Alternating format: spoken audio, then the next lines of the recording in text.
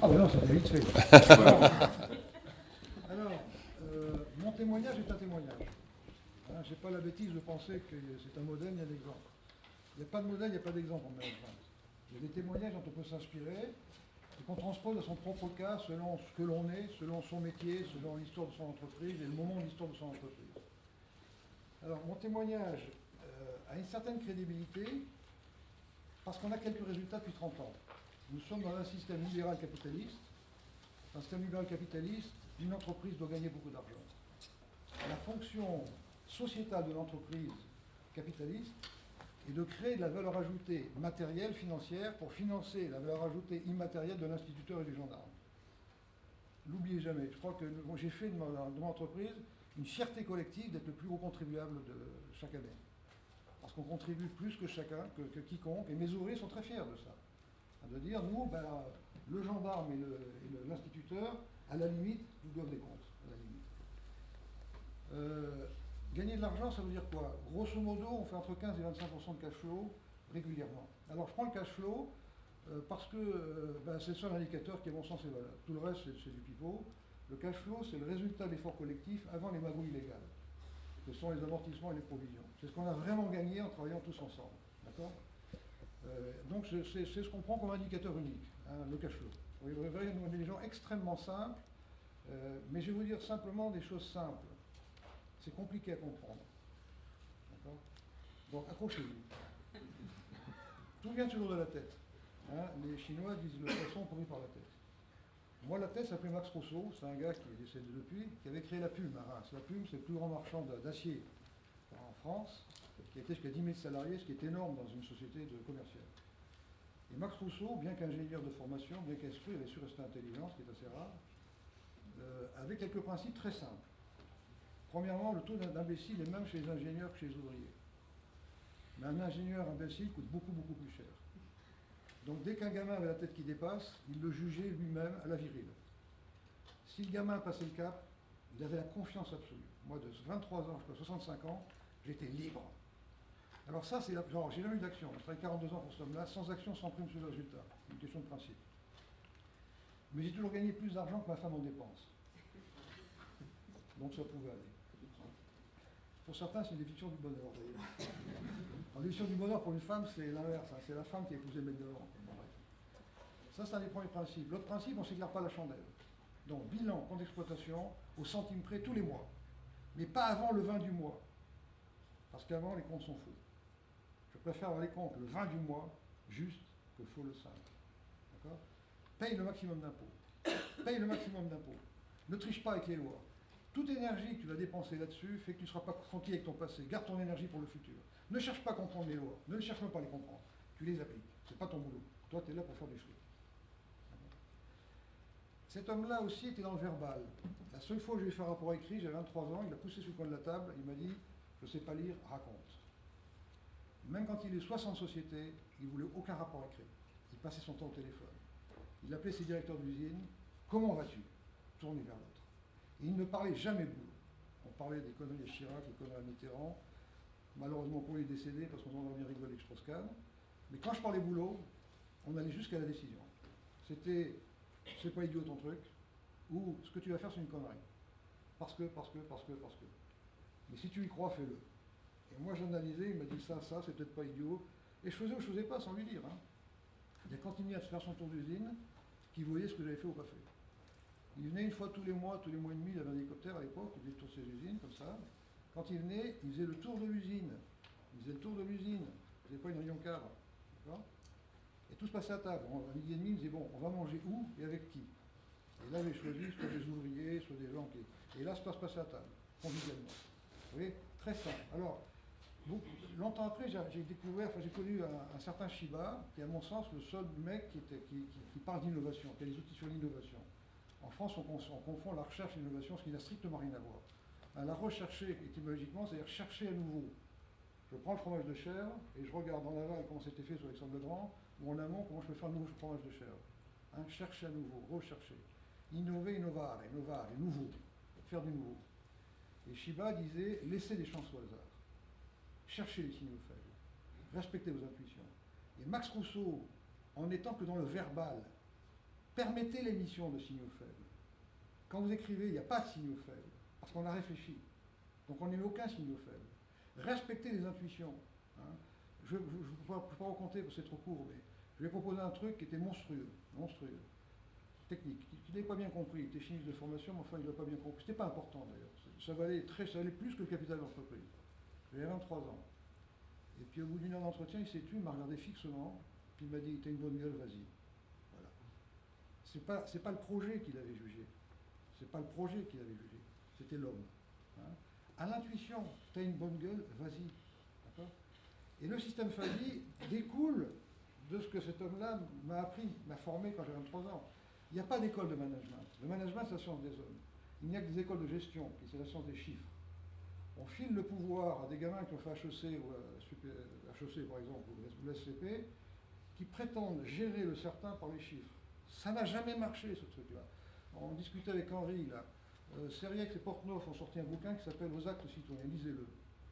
Eux prétendent que ça n'a jamais marché, et que pendant les 30 glorieuses, forcément, quand on a inventé le frigidaire, la machine à laver, le téléviseur, qu'on a vendu au monde entier de ces trucs-là, on gagnait tellement d'argent qu'on a cru que ça marchait, mais ça n'a jamais marché.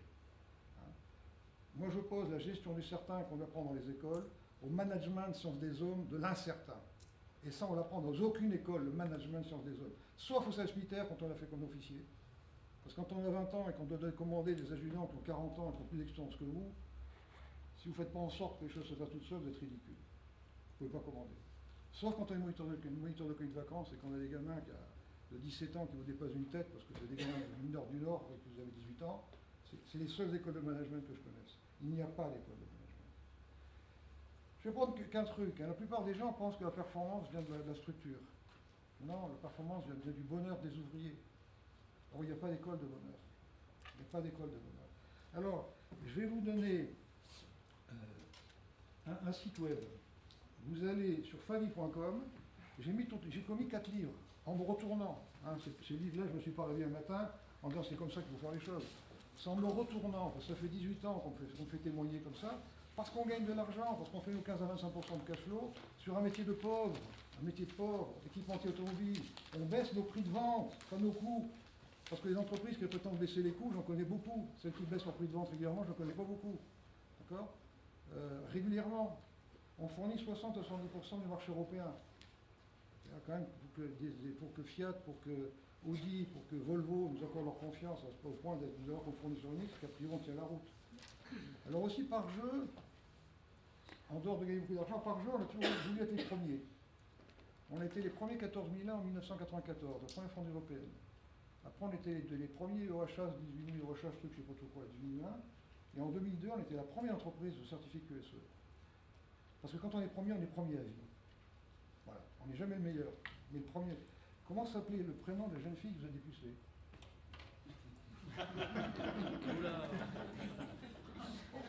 On coupe le micro ou pas? Faut-il le dire? Vous vous en rappelez? Oui. Bon, vous voyez, si je fais tour la question, vous messieurs, vous rappelez tous du prénom de la jeune fille que vous avez dépucelée. Et nous? Vous, mesdames, c'est forcément votre mari, donc je ne vous pose pas la question.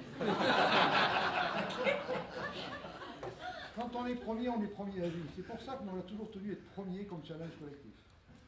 Pour la petite histoire, quand on a été QSE, avant une centrale nucléaire, 15 jours ensuite, avant une centrale nucléaire, en 2002, quelques années après, on a supprimé le service qualité.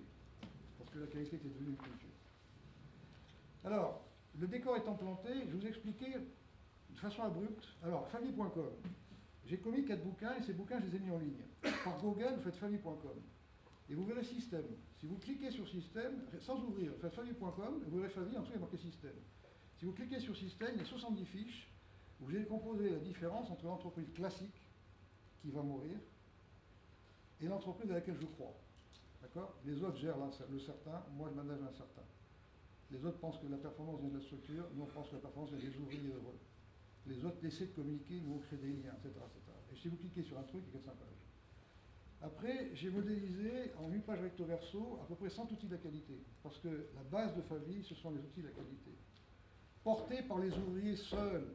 Quality control, c'est pas contrôle des gens par la qualité. Tout contrôle en américain, c'est maîtriser. C'est la maîtrise de mon poste de travail, la maîtrise de ce que je fais par la qualité. Le TPM, le 5S, le SPC sont des outils pour l'ouvrier seul. N'allez pas ramasser les cartes SPC, n'allez pas centraliser le PPM, ça ne vous regarde pas. C'est un deal entre l'ouvrier et lui-même. C'est ça la qualité. Après, vous avez l'histoire. Donc là, ben, vous avez toutes les histoires, comment on a mis ça en place, et puis de belles histoires d'ouvriers que j'ai vécues pendant 42 ans. Plus 60 à 70% des gains de productivité chez nous et des améliorations viennent des ouvriers. Alors Seriex insiste lourdement là-dessus aussi dans son bouquin, en disant les cerveaux maintenant sont en Chine. En 2010, la moitié des chercheurs mondiaux étaient chinois. J'interviens depuis des années dans les écoles genre Centrale et Mines. Jusqu'à il y a 4-5 ans, il y avait un contingent d'étudiants chinois qui était major de toutes les provos. Depuis 4-5 ans, il n'y en a plus. Ils en envoient plus, c'est plus la peine, dans l'école sont bien que les nôtres, et ils le savent. Il ne nous reste plus que le savoir de nos ouvriers.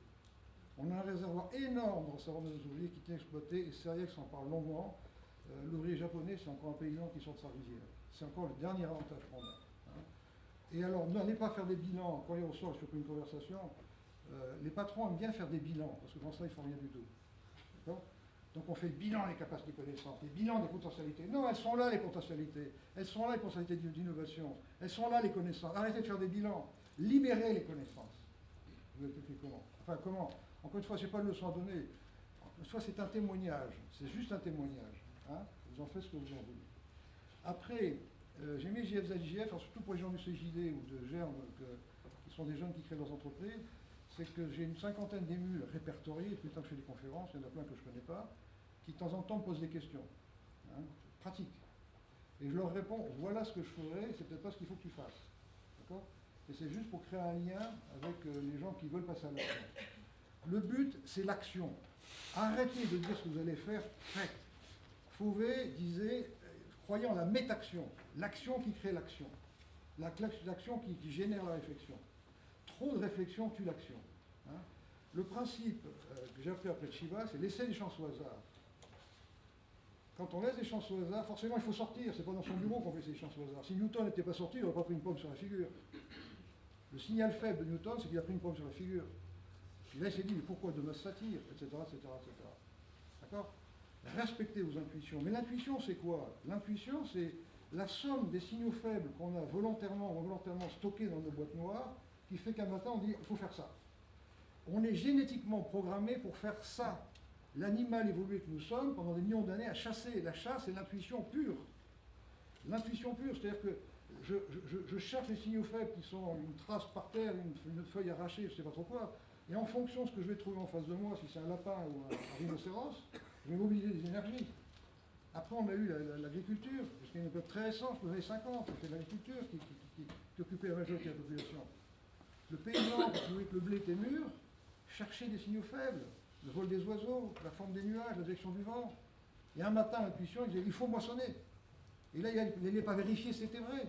Il groupait ses énergies tout de suite pour faire la moisson, revenait à ses valeurs de base. Les 30 glorieuses, qui n'ont duré que même pas 30 ans, ont tout foutu en l'air. On a gagné tellement d'argent parce qu'on n'a pas fait la guerre, et que cette énergie, qu'on n'a pas fait la guerre, parce qu'on devait faire la guerre, c'est factuel. Moi, j'étais programmé pour faire 75. Comme mon père a fait 40, comme mon grand-père a fait 14, comme celui d'avant a fait 70, et j'ai un ancêtre qui a fait la guerre napoléonienne, etc., etc. J'étais programmé pour faire la guerre en 75. J'ai pas fait la guerre parce qu'il faut être deux pour faire la guerre.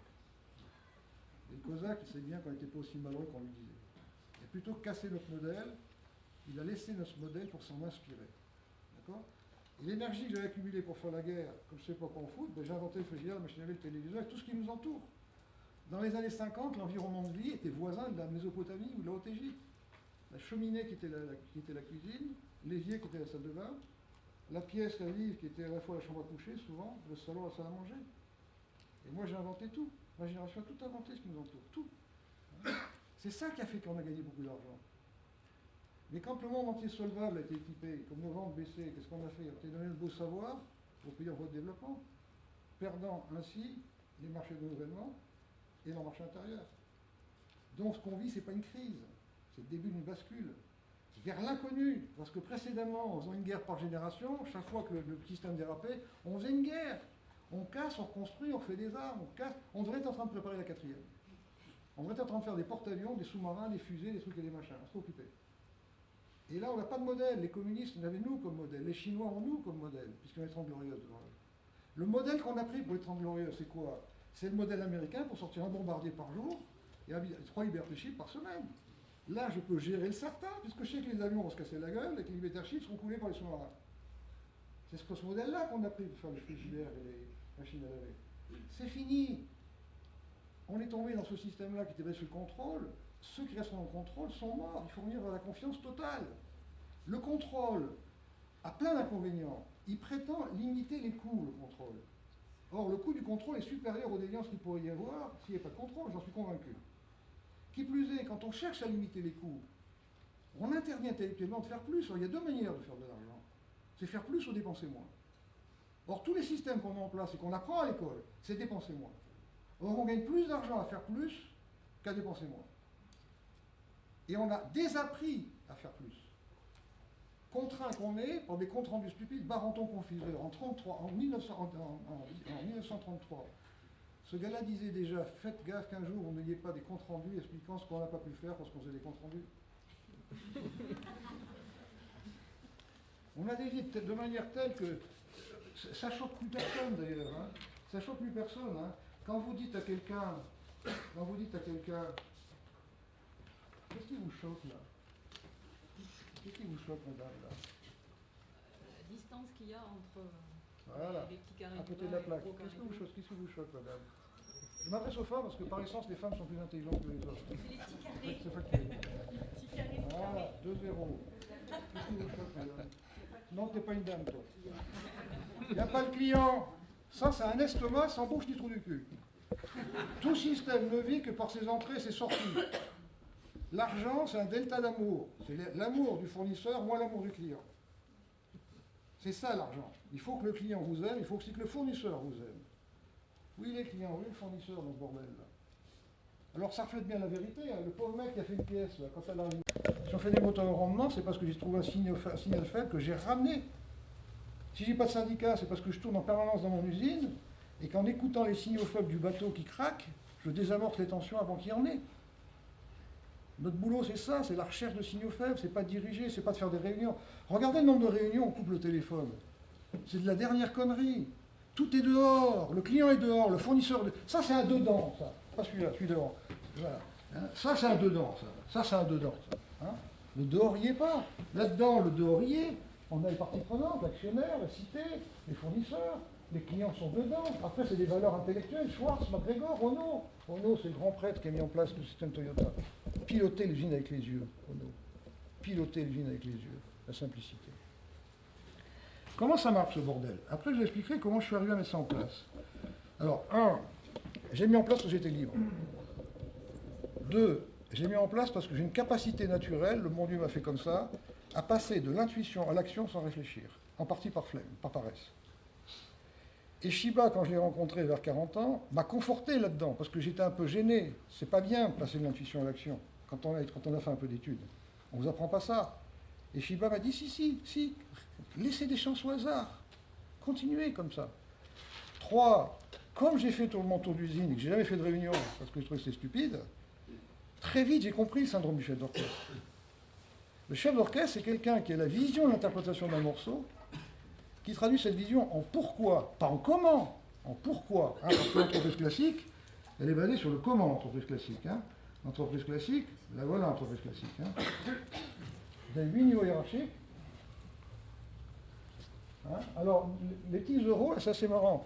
Quand sur Windows, vous faites un petit bonhomme, quand vous le passez sur Mac, ça fait des euros. Je veux dire comme ça, hein. Normalement, c'est des petits bonshommes. Hein. Ça, c'est l'entreprise classique. D'accord? Tout est basé sur le comment. Hein, comment? On ne sait pas pourquoi. Or, pourquoi est plus important que comment? Pourquoi on se marie, c'est plus important que comment on se marie? Pourquoi on fait un enfant, c'est plus important que comment on fait un enfant? On est d'accord? Allez, le comment, c'est intéressant, parce qu'il y a le pouvoir du mec qui dit le comment, le pouvoir du mec qui contrôle, le pouvoir du mec qui sanctionne. Le pourquoi, c'est l'humilité. Je t'explique pourquoi il faut faire les choses. Et toi, tu as le comment. C'est reconnaître la valeur de l'autre. Là, on cherche le zéro risque, qui est une connerie sans nom. La vie, c'est le risque. Dès lors qu'on est debout, on a un équilibre instable. Le seul équilibre instable, c'est coucher mort. Vous êtes d'accord? Hein, c'est une bêtise sans nom, ce truc-là. Là. L'homme est mauvais là-dedans. Moi, je suis parti du principe de MacGregor. L'homme est bon. Alors, l'homme est bon, c'est une de nos 2 valeurs de base. L'homme est bon, c'est le pari de Pascal. Pascal disait, si tu crois pas, crois en Dieu. Crois en Dieu. S'il existe, tu as tout gagné. S'il n'existe pas, ça ne fait pas de mal. Moi, je vous dis que croire que l'homme est bon, ça fait faire du fric. Pour moi, la croyance dans l'homme, dans l'autre, c'est pas de l'altruisme, c'est pas de la philosophie, c'est pour faire du fric. On fait plus de fric en croyant que l'autre est bon qu'en le sanctionnant, en croyant mauvais. Et c'est mon témoignage depuis 30 ans. En 2009, j'étais parti en retraite. Donc ça prouve que le système marche mieux après qu'avant d'ailleurs. Ce qui est assez normal parce que mon successeur a 20 ans de moins, donc il a un dynamisme que je n'avais plus. Il a fait moins 38% d'activité, parce que c'était la bérésine à l'automobile. 9% de cash flow. Parce que l'homme est bon. Tous mes confrères, 38% d'activité en moins, qu'est-ce qu'ils font? Chômage partiel, ils virent les ouvriers, ils engueulent tout le monde. Ils demandent à baisser les coûts. Dites à un ouvrier, il faudrait baisser les coûts de 5%. Ça ne veut rien dire. Dites, on tourne à combien là? 200 pièces à l'heure? On ne peut pas gagner 10 pièces à l'heure. Et vous dites pourquoi? Putain, on a emmerdé chez Volkswagen, il y a un connard d'Italien qui nous fait chier, merde. On gagnerait 10 pièces à l'heure, on le fout à la porte. Et vous voyez tout de suite, on va dire 10 pièces à l'heure, peut-être pas, monsieur, mais 2. Puis là, on a réfléchi. On aura un petit tapis là, qui coûterait 4 000 €, on a fait le calcul. Hein. On gagnerait 3 pièces. Alors ça s'amortirait en 2 mois, etc. Voilà. Proposer aux gens de faire plus. Mais la structure ne veut pas faire ça, parce qu'il n'y a plus de contrôle sur le plus. Même entre gens éclairés, hier au soir, je ne sais plus qui m'a dit ça, entre gens éclairés, on philosophait, et puis il y en a qui me disent, mais attendez, quand vous dites que un ouvrier, quand il a une idée, vous dites faites-le. Vous contrôlez comme si ça rapporte. Non! Non! J'ai jamais vu en 30 ans un ouvrier faire quelque chose qui ne rapportait pas, sauf un ingénieur. Vous avez fait une machine monstrueuse, on a appelé l'hélicoptère, on a joué 2 mois avec, on a dit on s'en sortira jamais avec ce bordel, on l'a mis sur la pelouse, on a peint toutes les couleurs, on a dit c'est l'hélicoptère, on n'en parle plus. D'accord? Les ingénieurs sont capables de faire des choses qui ne rapportent pas. Les ouvriers non. Parce qu'un ingénieur, souvent, a de la logique et pas de bon sens. L'ouvrier, quand il n'a pas de logique, il a toujours du bon sens. Et il y a des ouvriers qui ont de la bon sens et de la logique. Nous, on est là. Je vous explique comment ça fonctionne, ce business. Comment ça fonctionne? Le plus simplement du monde, il ne peut y avoir que 2 fonctions dans l'entreprise. La plus importante, ceux qui font la valeur ajoutée. C'est l'informaticien dans les cabinets informatiques, c'est le comptable, la comptable de base dans les cabinets comptables. Hein, c'est pas l'expert comptable, il signe, il touche les fric, touche le fric. Il est là, il va faire la gueule. Hein, c'est l'ouvrier pour nous. D'accord? Les gens les plus importants. Ce sont ces gens-là, parce qu'ils assurent le présent.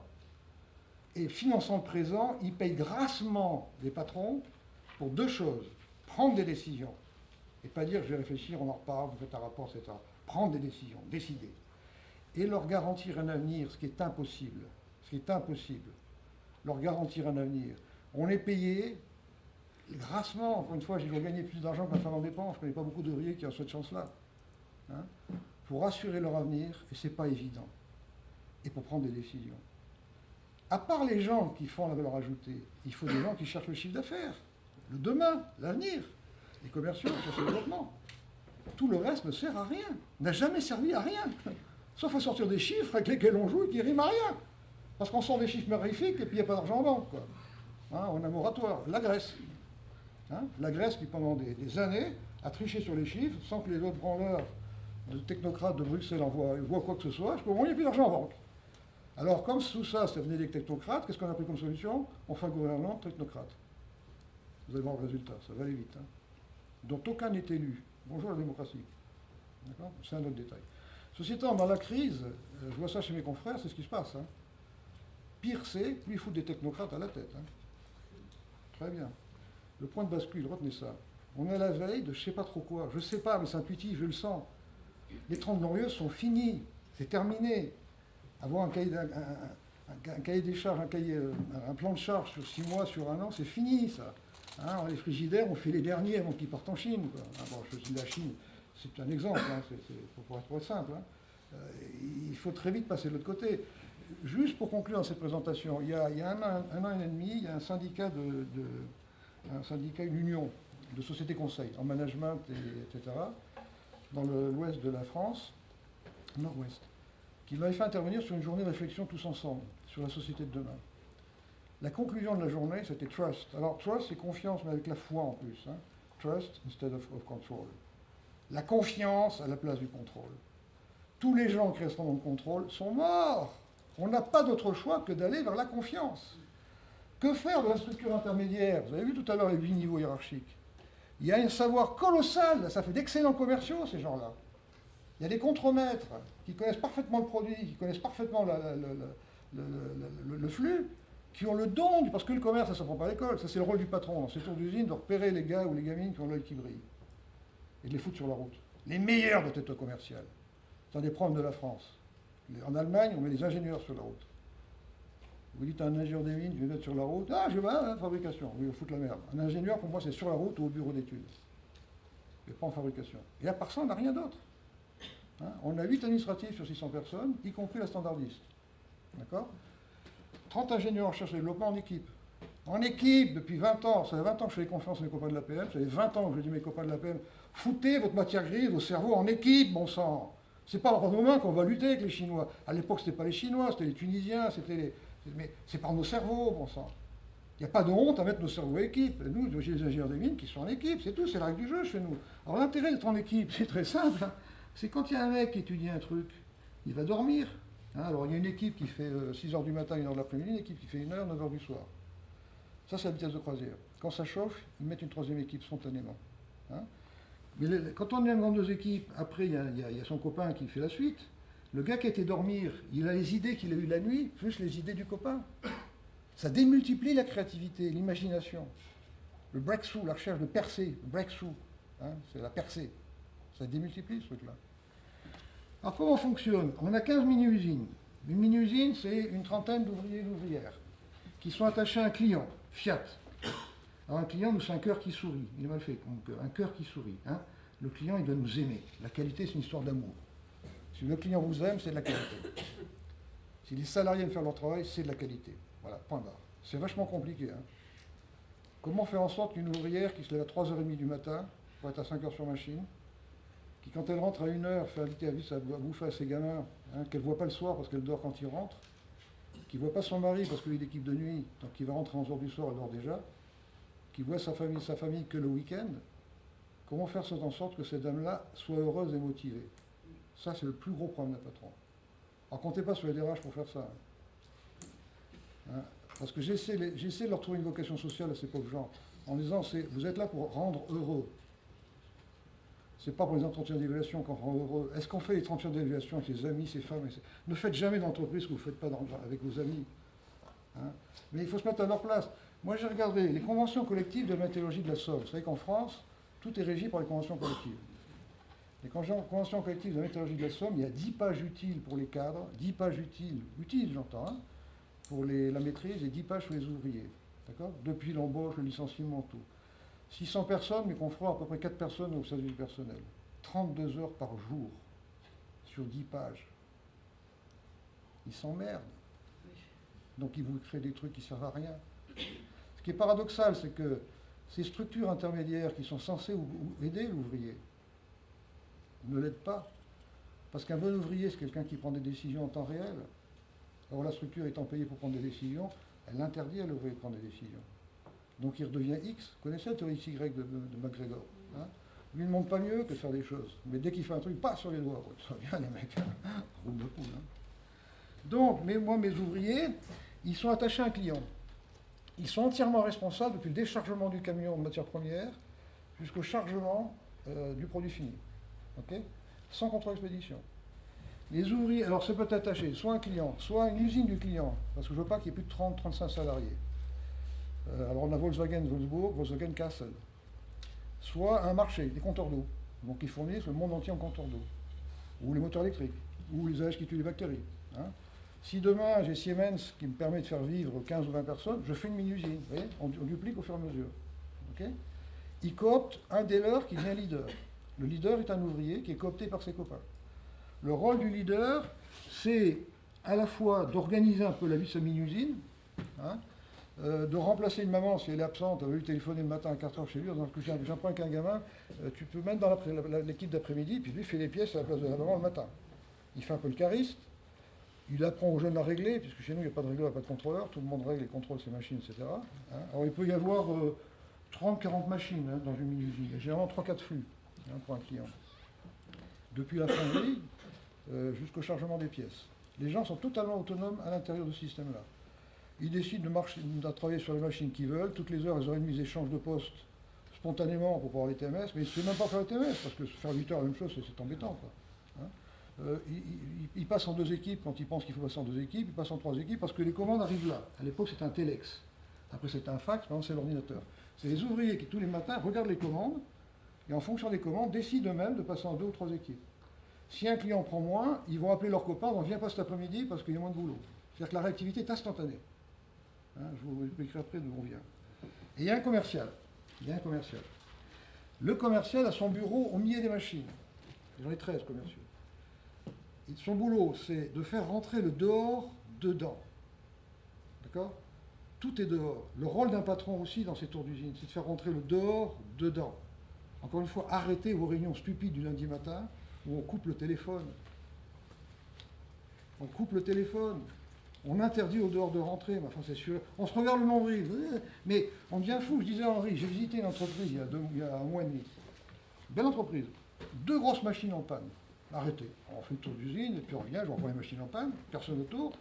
Et je dis au patron, je dis, les machines là. Ah oui, mais les mecs sont en réunion TPM.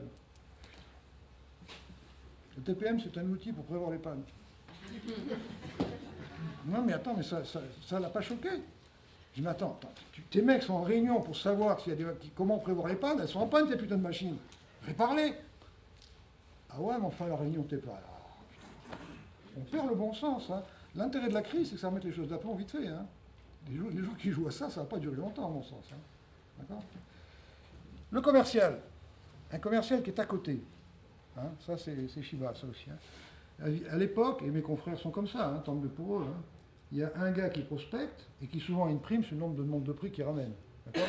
Donc il ramène n'importe quoi, le mec. Hein. Alors c'est pas grave, parce que personne ne regarde, parce que forcément, ça rentre dans un tuyau. Il file ça à un mec qui fait les gammes. Alors faire les gammes, c'est un dossier qui navigue entre les services. Donc ça met 3 semaines pour... Dans chaque service, la fonderie dit ça est sur telle moule, en fait à l'heure. L'outillage dit il faut investir tant, ça met 3 semaines. Hein, qui file ça à un autre mec qui chiffre, parce que souvent, tous les taux machines, c'est secret. Hein, du coup, taux machine, c'est secret. Hein, donc il n'y a qu'un mec qui connaît taux machine, des conneries. Si on a l'affaire, il y a un chef de projet, qui peut être un ingénieur de BE, et après ça passe aux achats. Alors tout ce monde-là fonctionne avec des objectifs, des primes. Celle-là achète le moins cher possible, on ne sait pas bien si ça se monte, et puis on ne sait pas si... Alors pour que on finisse par acheter quelque chose qui soit conforme à ce que veut le client, t'as des tonnes de papier, de procédures, de trucs, de machin. On a inventé l'ISO pour ce bordel. Moi, comme ça me gonflait ce truc-là, j'ai pris ce mec-là qui avait l'œil qui brille, et je dis, mon bon Jean-Luc, tu vas prospecter librement, tu vas faire les gammes, tu vas les chiffrer, tu vas être chef de projet, et tu vas acheter. Tu choisiras toi-même tes fournisseurs, c'est toi qui feras l'audit qualité, c'est toi qui feras l'audit capacitaire, d'accord ? Comme c'est toi qui as négocié avec Volkswagen depuis le début, la conception de la pièce, tu connais parfaitement le produit que tu vas acheter, donc tu es à même de faire le cahier des charges tout seul du produit que tu veux. Hein, parce que souvent, dans les services achats, il y a des gars qui achètent tout. Le papier hygiénique, les pièces techniques. Comment veux-tu que le mec il soit compétent ? Et comment veux-tu qu'il soit motivé ? Le gars qui achète dans ces conditions-là, qui veut le centième à certains endroits, il sait pourquoi il faut le centième. Parce qu'il a vendu le centième avec Volkswagen, il a négocié son centième avec Volkswagen. Vous me suivez ? Et ça, c'est pensé à côté. Hein, c'est Shiba qui m'a dit. Le troisième œil, vous l'avez là, vous ne l'avez pas là. Pensez à côté. Hein. Normalement, vous filez ça à une société de conseil, j'ai rien pour les sociétés de conseil, il faut bien qu'ils vivent. Ils vous rajoutent un bordel au bordel pour simplifier. Hein, avec un programme informatique, un truc. Il y a des logiciels de gestion de projet d'ailleurs. Hein, c'est ça, hein, ils sont basés là-dessus. Hein. Mettez tout dans une tête, bon sang. En plus, ça, cette tête est heureuse. Elle est heureuse parce qu'elle est libre. Parce que on est toujours le con de quelqu'un. On est bien d'accord.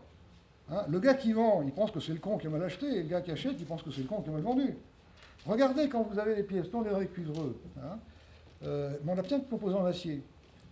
Quand on fournit des pièces automobiles à tout le monde, quand l'acier monte, allez négocier l'augmentation de votre pièce avec Peugeot, Renault, Fiat, Volkswagen et les autres. D'accord ? Quand c'est le même qui achète l'acier et qui vend le produit, il est quand même mieux même d'avoir les bons éléments, être le juste équilibre entre l'un et l'autre. Alors que plutôt que d'avoir deux mecs, un qui ouais, il n'est pas capable de répercuter la hausse, et l'autre qui dit tu crois que c'est facile. Voilà, vous voyez les tensions. Le diable est dans les cloisons. Dans ce système-là, il n'y a pas de cloison. Dans ce système-là, venant de la fonderie, de la découpe, de la finition, de l'usinage, j'en passe, quand une pièce mauvaise est là, ouais, ça vient de la fonderie. Non, ça vient de la découpe. Réunion, meeting, rapport, bordel. Dans ce truc-là, comme tout le monde change de machine en même temps, les ouvriers ont une vue globale du process. Si un ouvrier a un doute sur une pièce à un moment donné, il va voir directement son copain d'à côté en disant attends, regarde voir si ça passe. Ou le gars de fonderie qui a un problème, il va aller voir si, etc. Vous voyez, ça se fait tout seul. Là, il y a du stock entre les deux. Quand la pièce arrive mauvaise ici, il y a déjà du stock partout, là. Alerte pour les pièces volées. Vous voyez le bins dans lequel on est? Alors c'est pour ça qu'on a la structure, c'est pour gérer ce bordel. Alors on a 15 mini-usines comme ça, qui se gèrent complètement, totalement. Hein, je ne sais pas qui est en équipe. Il y a certaines mini-usines qui alternent tous les mois, il y en a d'autres qui alternent toutes les semaines. J'ai remarqué des trucs, j'ai remarqué que les gens qui construisent leur maison, en accord avec leurs copains, sont souvent de nuit. Parce qu'ils ont les primes de nuit, puis ils peuvent bricoler le jour. Mais c'est leur problème à eux, c'est pas le mien. Si vous avez un DRH, c'est pas possible, ça. Ah, il va dire, ah, gna, gna, gna, gna. Moi, j'ai vu des trucs, mais lamentables, où certaines boîtes ont foutu les couples dans la même équipe. Ça veut dire qu'il fallait réveiller les gamins à 4 h du matin, ou les récupérer à 11 h du soir. Ah, pour organiser, hein. Regardez, je ne sais pas si ça se fait dans vos régions, dans la mode chez nous, chez Goodyear notamment, ils ont pendu les 5-8. 2 jours le matin, 2 jours l'après-midi, 2 jours la nuit, 2 jours de repos. Aucun DH tiendrait une semaine. C'est inhumain ce truc. Est-ce que vous savez qu'un ouvrier, ça vit 10 ans moins qu'un cadre? Et un fonctionnaire 10 ans de plus qu'un cadre. Non, rigolez pas, c'est vrai. Non, rigolez pas, c'est l'INSEE, c'est pas moi. Hein. Un ouvrier, ça vit 10 ans de moins qu'un cadre et 20 ans de moins qu'un fonctionnaire. Usés, les 3-8, il faut voir les mecs, quand ils ont 60 ans de 3-8, ils sont usés, les mecs. Hein. Et encore 3-8, quand c'est une semaine, c'est pas tous les 2 jours. Vous vous rendez compte ce que c'est que la vie? Et c'est aujourd'hui, ça. Hein. C'est pas Zola, c'est maintenant, ça. Hein. C'est tout de suite, là. Donc, à part ça, on a nos 8 administratives, qui sont gentils, qui bossent bien, et mes 30 ingénieurs en équipe, qui sont en recherche et développement, qui sont quérables. C'est-à-dire que le chef de projet, qui est le commercial, c'est une nouvelle affaire, comme il a tout négocié pour la conception du produit, la plupart des étés techniques ne viennent pas du BE, hein. Ils viennent des commerciaux. Parce que le gars qui, depuis 10 ans, 15 ans, 20 ans, suit Volkswagen et les produits Volkswagen, il les connaît parfaitement. Et il y a plus à même que n'importe qui de proposer une amélioration. Et après, on va au bureau d'études qui met ça en musique, parce qu'il faut rentrer dans la norme, le truc, le machin, le produit. Hein. À part ça, rien d'autre. On a un agent qualité pour 1 ou 2 mini-usines à disposition des ouvriers. Parmi ces agents qualité, il y a des spécialistes, dont Hélène. Hélène, c'est la jeune femme, la dame, qui est spécialisée pour faire les dossiers qualité de nouvelles pièces. Donc, quand il y a un dossier qualité de nouvelles pièces Volkswagen, elle va se mettre son bureau dans la mini-usine Volkswagen. Puis après, elle va dans la mini-usine, elle change de mini-usine en fonction des besoins. Quand elle n'a rien à faire, elle revient dans une mini-usine comme agent qualité. La maintenance, pareil. Hein, c'était le dernier truc qui créait les contraintes internes, c'est la maintenance. Par 2 choses, par la GMAO, la gestion de la maintenance c'était par ordinateur, parce que tous les mecs, tous les matins, étaient tenus d'aller remplir la GMAO. Quand une machine est en panne, il fallait aller interroger le GMAO pour l'historique, donc on leur a donné les iPads. Et puis les mecs de leur poste de travail, ils mettent à jour la GMAO et ils peuvent avoir accès à l'historique. Et puis ils avaient des spécialistes. Alors, il y a par exemple le spécialiste hydraulique, d'accord, qui n'avait pas grand-chose à faire parce qu'on n'a pas souvent des grosses pannes hydrauliques. Mais pour s'occuper, il interdisait à quiconque de toucher à l'hydraulique, donc contrainte. Donc on l'a mis dans une mini-usine, hein, où il est agent maintenance à disposition des ouvriers, mais c'est spécialiste hydraulique. Quand il n'y a pas d'hydraulique, eh ben, on l'appelle et il change en mini-usine. Vous voyez? Donc aucun service. Un DG, des ouvriers, des ingénieurs de recherche et développement, 8 administratifs. Et chez toutes. Et un DG qui s'emmerde. Parce que ça marche sans lui. Hein? Un DG qui, s'il ne sort pas de son bureau, n'est au courant de rien, puisque les informations, elles arrivent là. S'il ne sort pas de son bureau, il ne sait pas. Donc moi, sans mon tour d'usine, que les gars disent, ah, vous avez vu Fiat, là? Ah, ça ralentit quand même, bon, on les replace en 2 équipes, là, parce que voilà, c'est l'information remonte. Mais il faut que j'aille la chercher, hein. Si je ne vais pas la chercher, elle ne remontera pas, puisqu'il n'y a pas de compte-rendu. Que tout est verbal. Hein. Alors je vous incite à ça, hein. Arrêtez les réunions, arrêtez. Vous savez, les 8 millions d'années qui nous ont programmés pour gérer, pour manager l'incertain, qui nous ont programmés, on les programmés pour ça. Il y a juste les 30 glorieuses où on a dévié en prenant le modèle américain pour faire des bombardiers à cause de faire des frigidaires. Mais ça, c'est fini. On revient vers l'incertain. D'accord? On est programmé pour chercher les signaux faibles. Mais ça nous a programmé aussi des tas de choses. Hein. Pourquoi les femmes font les soldes et pas nous? Parce qu'elles chassaient. Non, elles cueillaient, non chassaient. Quand tu cueilles, tu vas chercher les fraises ou les framboises, parce que tu sais quand il faut y aller. Et si elles ne sont pas mûres, tu reviens quand elles sont en solde. Nous, on chassait. Quand tu chasses, tu prends ce qui vient. Tu ne choisis pas. Et quand tu as trouvé un truc, tu le ramènes tout de suite, parce que tu ne les vissères pas, ça ne se conserve pas. Donc nous, on rentre dans le magasin, on prend un pantalon, on sort. D'accord? Pendant des millions d'années, le chef, le plus gros zizi. D'accord? Et quand le plus gros zizi vieillissait, il y avait un plus gros zizi qui apparaissait qui foutait le chef dehors. Alors après, il a inventé la monarchie. Pas con, hein, comme ça, il restait jusqu'à la fin de ses jours. Mais tant que ça a été comme ça, c'était le plus gros zizi. Alors, je fais allusion à ça, mesdames, parce que les hommes, on est resté assez simple. C'est pour ça que je pense d'ailleurs que vous êtes plus intelligentes que nous. J'ai toujours fait les choses pour les femmes, je vais vous expliquer ça. Retenez un truc qui m'avait frappé. En hockey sur glace, ils se sont mis une coquille 20 ans avant de se mettre un casque.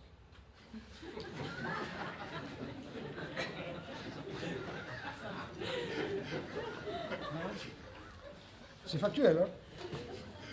Quand on est patron de sa boîte, qu'on fait son tour d'usine tous les jours, bonjour monsieur le directeur, vous avez un signe d'allégeance. Ça vous confond dans le fait que vous avez le plus beau zizi. Ça se passe le week-end. Alors, soit vous êtes riche, et vous avez que des mecs à gros zizi, et on compare sa bagnole, son fusil de chasse, son truc et son machin. Et on se conforte en soi quand on a un beau zizi quand même. Bon. Soit vous n'êtes pas riche, le week-end, personne ne vous dit que vous avez un beau zizi. Dès le lundi matin. Regarde-vous, repos, bande de bœuf. Qui c'est qui a la plus belle bite? Monsieur le directeur, c'est vous. Ah! C'est aussi lamentable que ça, la réunion de cas du lundi matin. Ça sert à rien du tout. Ou à régler des comptes.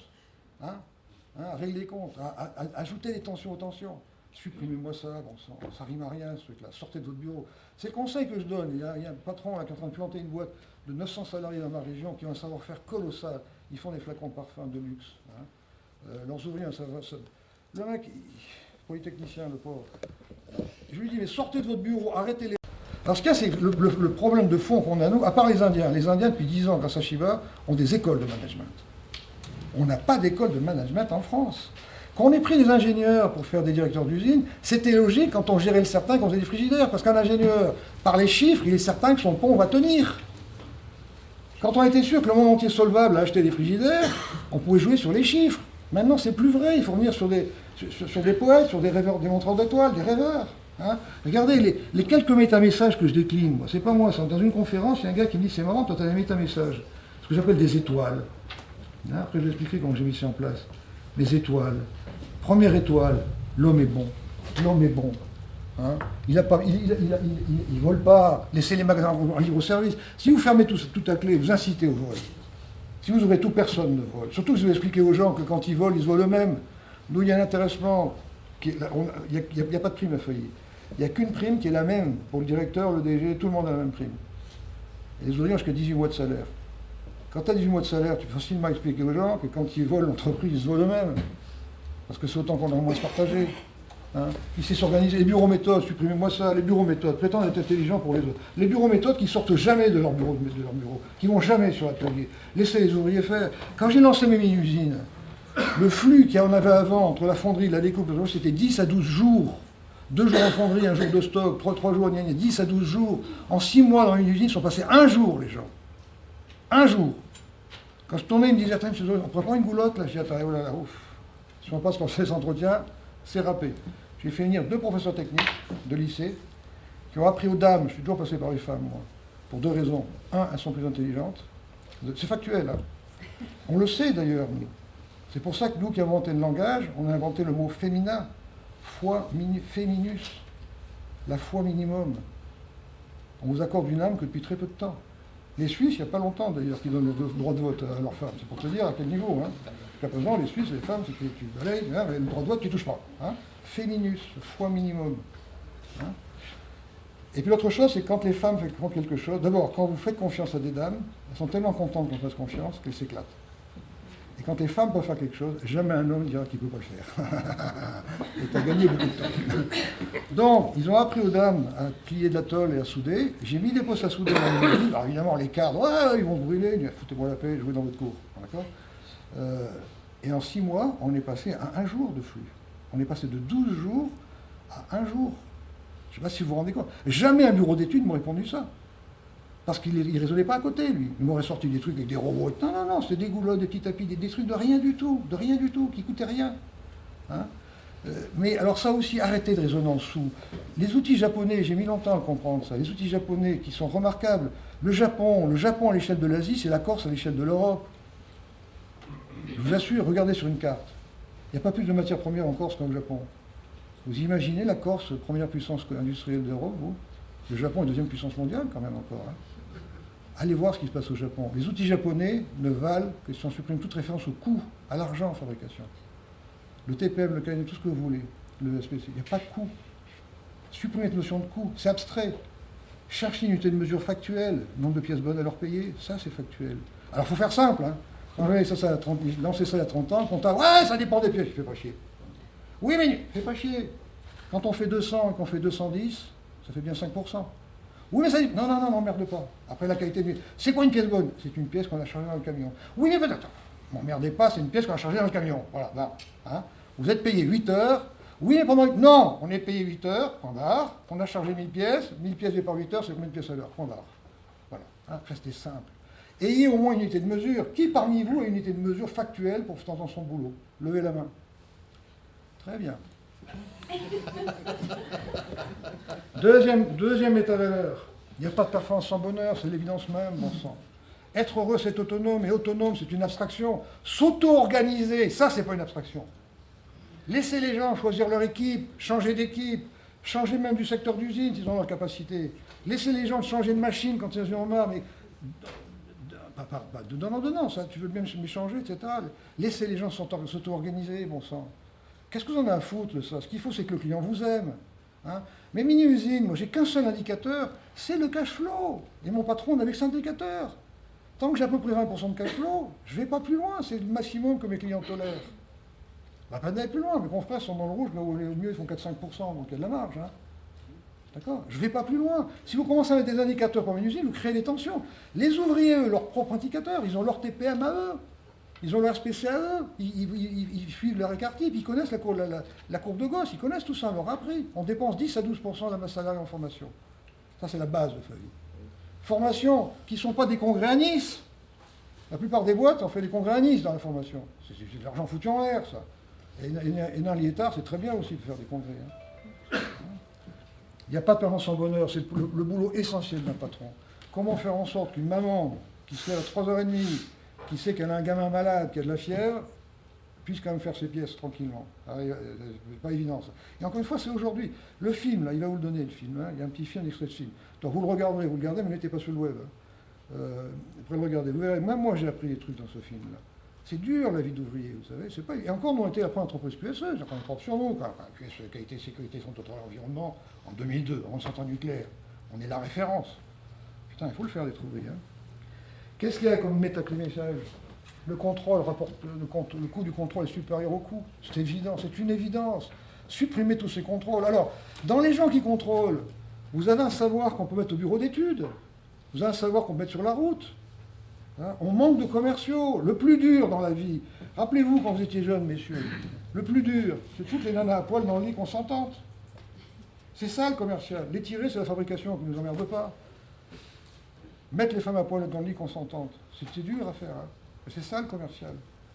Privilégier les commerciaux. Et le commercial, ça ne s'apprend pas à l'école. C'est le rôle du patron de faire son tour d'usine et de sentir. Et on essaye, les gens. Et parfois, au bout de 6 mois, 1 an, on dit bah, écoute, mon gars, on s'est gouré tous les deux.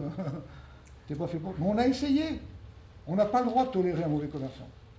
Et là, il n'y a pas de règle. C'est terrible. Il y a des tout-mous qui sont d'excellents commerçants. Il y a des dynamiques qui sont d'excellents commerçants et vice-versa. C'est un don. Hein. Et surtout, ce que je disais précédemment, quand on contrôle, on empêche de faire plus. Pousser les gens à faire plus. C'est tellement agréable de faire plus. C'est quand même moins restriction que d'économiser. Après, je vais faire ça comme ça, mais c'est plus facile. Oui. La qualité est une histoire d'amour. Voilà. Alors la qualité, encore une fois, vous faites favie.com outils, vous verrez, j'ai modélisé 70 outils de la qualité. J'étais président du FQ longtemps. Je peux vous faire des codes sur les voies de perte de Taguchi, vous tenez l'après-midi. Hein. Mais c'est trop compliqué. Si les salariés aiment faire leur métier, c'est de la qualité. Point barre. Si le client aime votre produit, et on ne peut pas aimer quelqu'un qui livre en retard, bon sang, respecter les délais, c'est la base de Favie. Ça, les ouvriers ont compris. Quand quelqu'un a promis quelque chose, il s'est gouré, toute l'usine va venir le week-end, travailler la nuit pour respecter le délai. Alors je le racontais hier au soir à la table, il faut aller jusqu'au grandiose, il y a je ne sais plus combien de temps, 15 ans, c'est des petites histoires, ça favie.com, histoire. Hein. Valérie, qui était une commerçante, qui est toujours une commerçante en fabrication, pièces diverses. Un vendredi matin, je fais mon tour d'usine, et puis elle m'arrête. Monsieur Zobris, au bord des larmes, on va livrer en retard. Je dis non, Valérie, on ne va pas livrer en retard. Si, mais qu'est-ce qui t'arrive? J'ai les pièces, j'ai tout, elles sont prêtes à partir, mais j'ai oublié le transport. Je dis Attends, c'est pas grave. C'était pour qui? Pour Le Gris à Rennes. J'ai appelé un hélicoptère. J'appelle un hélicoptère d'Atos-Noble qui arrive en début d'après-midi. On appelle l'usine, on tombe sur un concierge quelconque qui dit qu'il y a un terrain de foot à côté. On livre les pièces. Il s'avère que le patron de l'usine, un certain Baudry, Le Gris, qui est un gars de l'APM que je connaissais, il m'appelle, il me dit: attends, tu fumes toi maintenant? Je dis: pourquoi? Il dit: mais tes pièces, on n'en a rien à foutre, on ne pas le samedi. Je dis: attends, mais c'est pas pour toi qu'on a fait ça, c'est pour nous. Pour nous prouver qu'on ne pouvait jamais livrer en retard, quoi qu'il en coûte. Alors pour la petite histoire, depuis on appelle Valérie Miss Supercopter, les jeunes ne savent pas pourquoi, mais c'est resté dans les gènes. Ce que je veux dire par là, c'est qu'il faut être crédible. Si vous ne respectez pas les délais, ne parlez pas de qualité. Les ouvriers disjoncteront, même s'ils n'en ont pas conscience. On dit: attends, il va y avoir de la qualité, on ne dit même pas les délais. Parce que lundi, c'est pas mardi, c'est factuel, ça.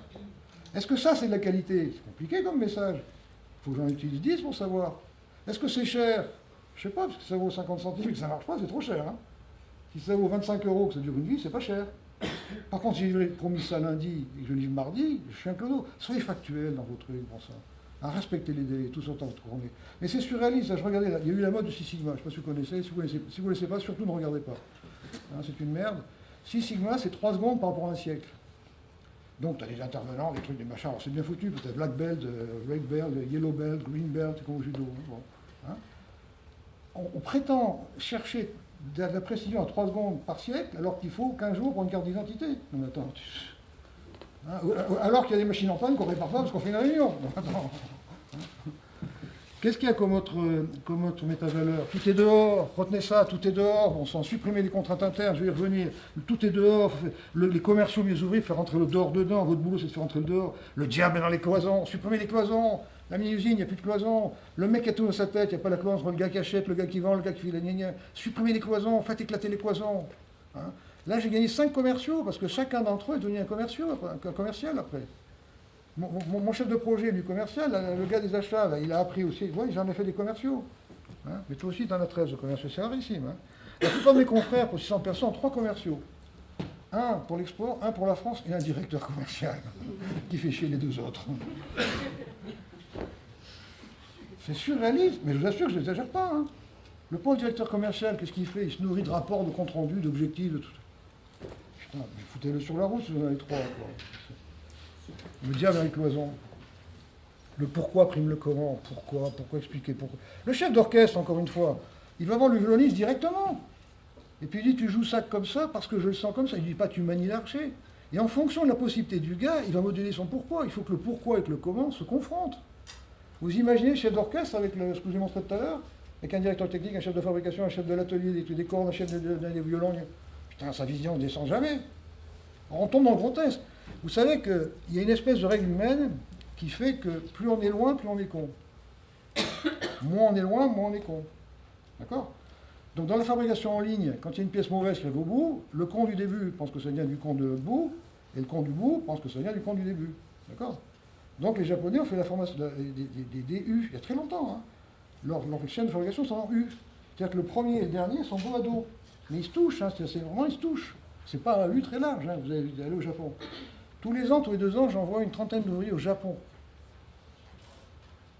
Pas des cadres, pas des ingénieurs, parce qu'ils ne voient rien les ingénieurs. Hein. Les ouvriers, ça se met à 4 pattes sous les machines, il faut comprendre. Et là, ça ramène plein d'actions. Et donc, j'ai un patron éclairé qui dit: mais putain, mais c'est génial ça. Hein, on va faire le truc en U, on va bien expliquer aux gens pourquoi, etc. D'accord? Comment ça se termine, ça, en bas? Un lundi matin, les mecs arrivent, voient les machines en U, ils contrôlent, ils disent: oh, c'est encore une idée de la direction. Voilà. La vision n'est pas descendue. Donc sortez de votre bureau, comme le chef d'orchestre qui va voir directement chaque instrumentiste. C'est les 3 conditions. Libre, si vous n'êtes pas libre, n'innovez que dans vos espaces de liberté. Déterminez quels sont vos espaces de liberté. Et n'innovez que dans ce domaine-là, parce que si vous innovez à côté, vous allez vous ramasser. Et tout le monde souhaite que vous ramassiez. Parce que tout le monde veut que ça change, mais pas pour lui. Si c'est dans votre espace de liberté, vous êtes libre de faire ce que vous voulez. 2, respectez vos intuitions. 3, il faut que votre pourquoi que vous portez descende jusqu'au comment. Comment j'ai mis ça en place? Ah ben l'homme des bases repères, je vais y revenir, parce que ça c'est plus puissant. Hein. Nous on a un rêve partagé. Dans ta boîte, qu'est-ce qu'il y a comme rêve partagé? C'est pas immédiat, c'est pas évident. Bon, on a 2 limites. Parce que tout système a 2 limites. Les judo-chrétiens, on a 2 limites. Ne fais pas autrui ce que tu ne voudrais pas qu'on te fasse. Aime ton prochain comme toi-même. Tout ce que tu fais, dans ses limites, est conforme à ta morale. Le couple a 2 limites. La fidélité morale, physique, intellectuelle. Et j'appelle ça la tendresse, la gentillesse. Tu peux faire tout ce que tu veux dans ses limites. Si tu touches à ses limites, ça capote. Hein? Les ricains ont 2 limites. Tu fais ce que tu veux aux États-Unis. Donc tu respectes la propriété privée. Quelqu'un qui brûle ta bagnole, tu tires dessus, tu n'es pas interrogé. Je ne dis pas que c'est bien, mais c'est comme ça. Et de l'autre côté, c'est la liberté. Hein? Tu as la liberté et respect de la propriété privée. Symbole, la vente des armes, la vente libre des armes. C'est le symbole. Tout système a 2 limites. Alors on peut aller plus loin, hein, les oiseaux, tous les systèmes hyper réactifs. Regardez les oiseaux, vous avez des centaines de milliers d'oiseaux qui volent. À un moment, il y a une buse qui arrive. Raf! Allez comprendre comment ça marche, ce bordel. Là, vous pouvez réfléchir tant que vous voulez, vous ne pouvez pas comprendre. Parce qu'il y a que 2 règles, il y a 2 limites. Il y a toujours 2 règles dans tous les systèmes. Hein, d'abord, il n'y a pas de chef. C'est ça qui est intéressant. Hein, dans tout ce qui marche bien, il n'y a pas de chef. Il n'y a pas de chef chez les oiseaux, il n'y a pas un chef, il y a une buse. Comment? Qu'est-ce que tu dis? On réunit le comité de direction. Vous êtes sûr qu'il y a une buse? Attends, on va faire une enquête, on va envoyer quelqu'un. Chez les abeilles, les fourmis, les termites, ils ont poussé la productivité jusqu'à centraliser la baise. Non seulement il n'y a pas de chef, mais il n'y en a qu'une qui baise, les autres ils bossent. C'est le summum. Hein, c'est pour ça que les moines, ils gagnaient beaucoup d'argent. Hein, chez les oiseaux, il y a 2 règles.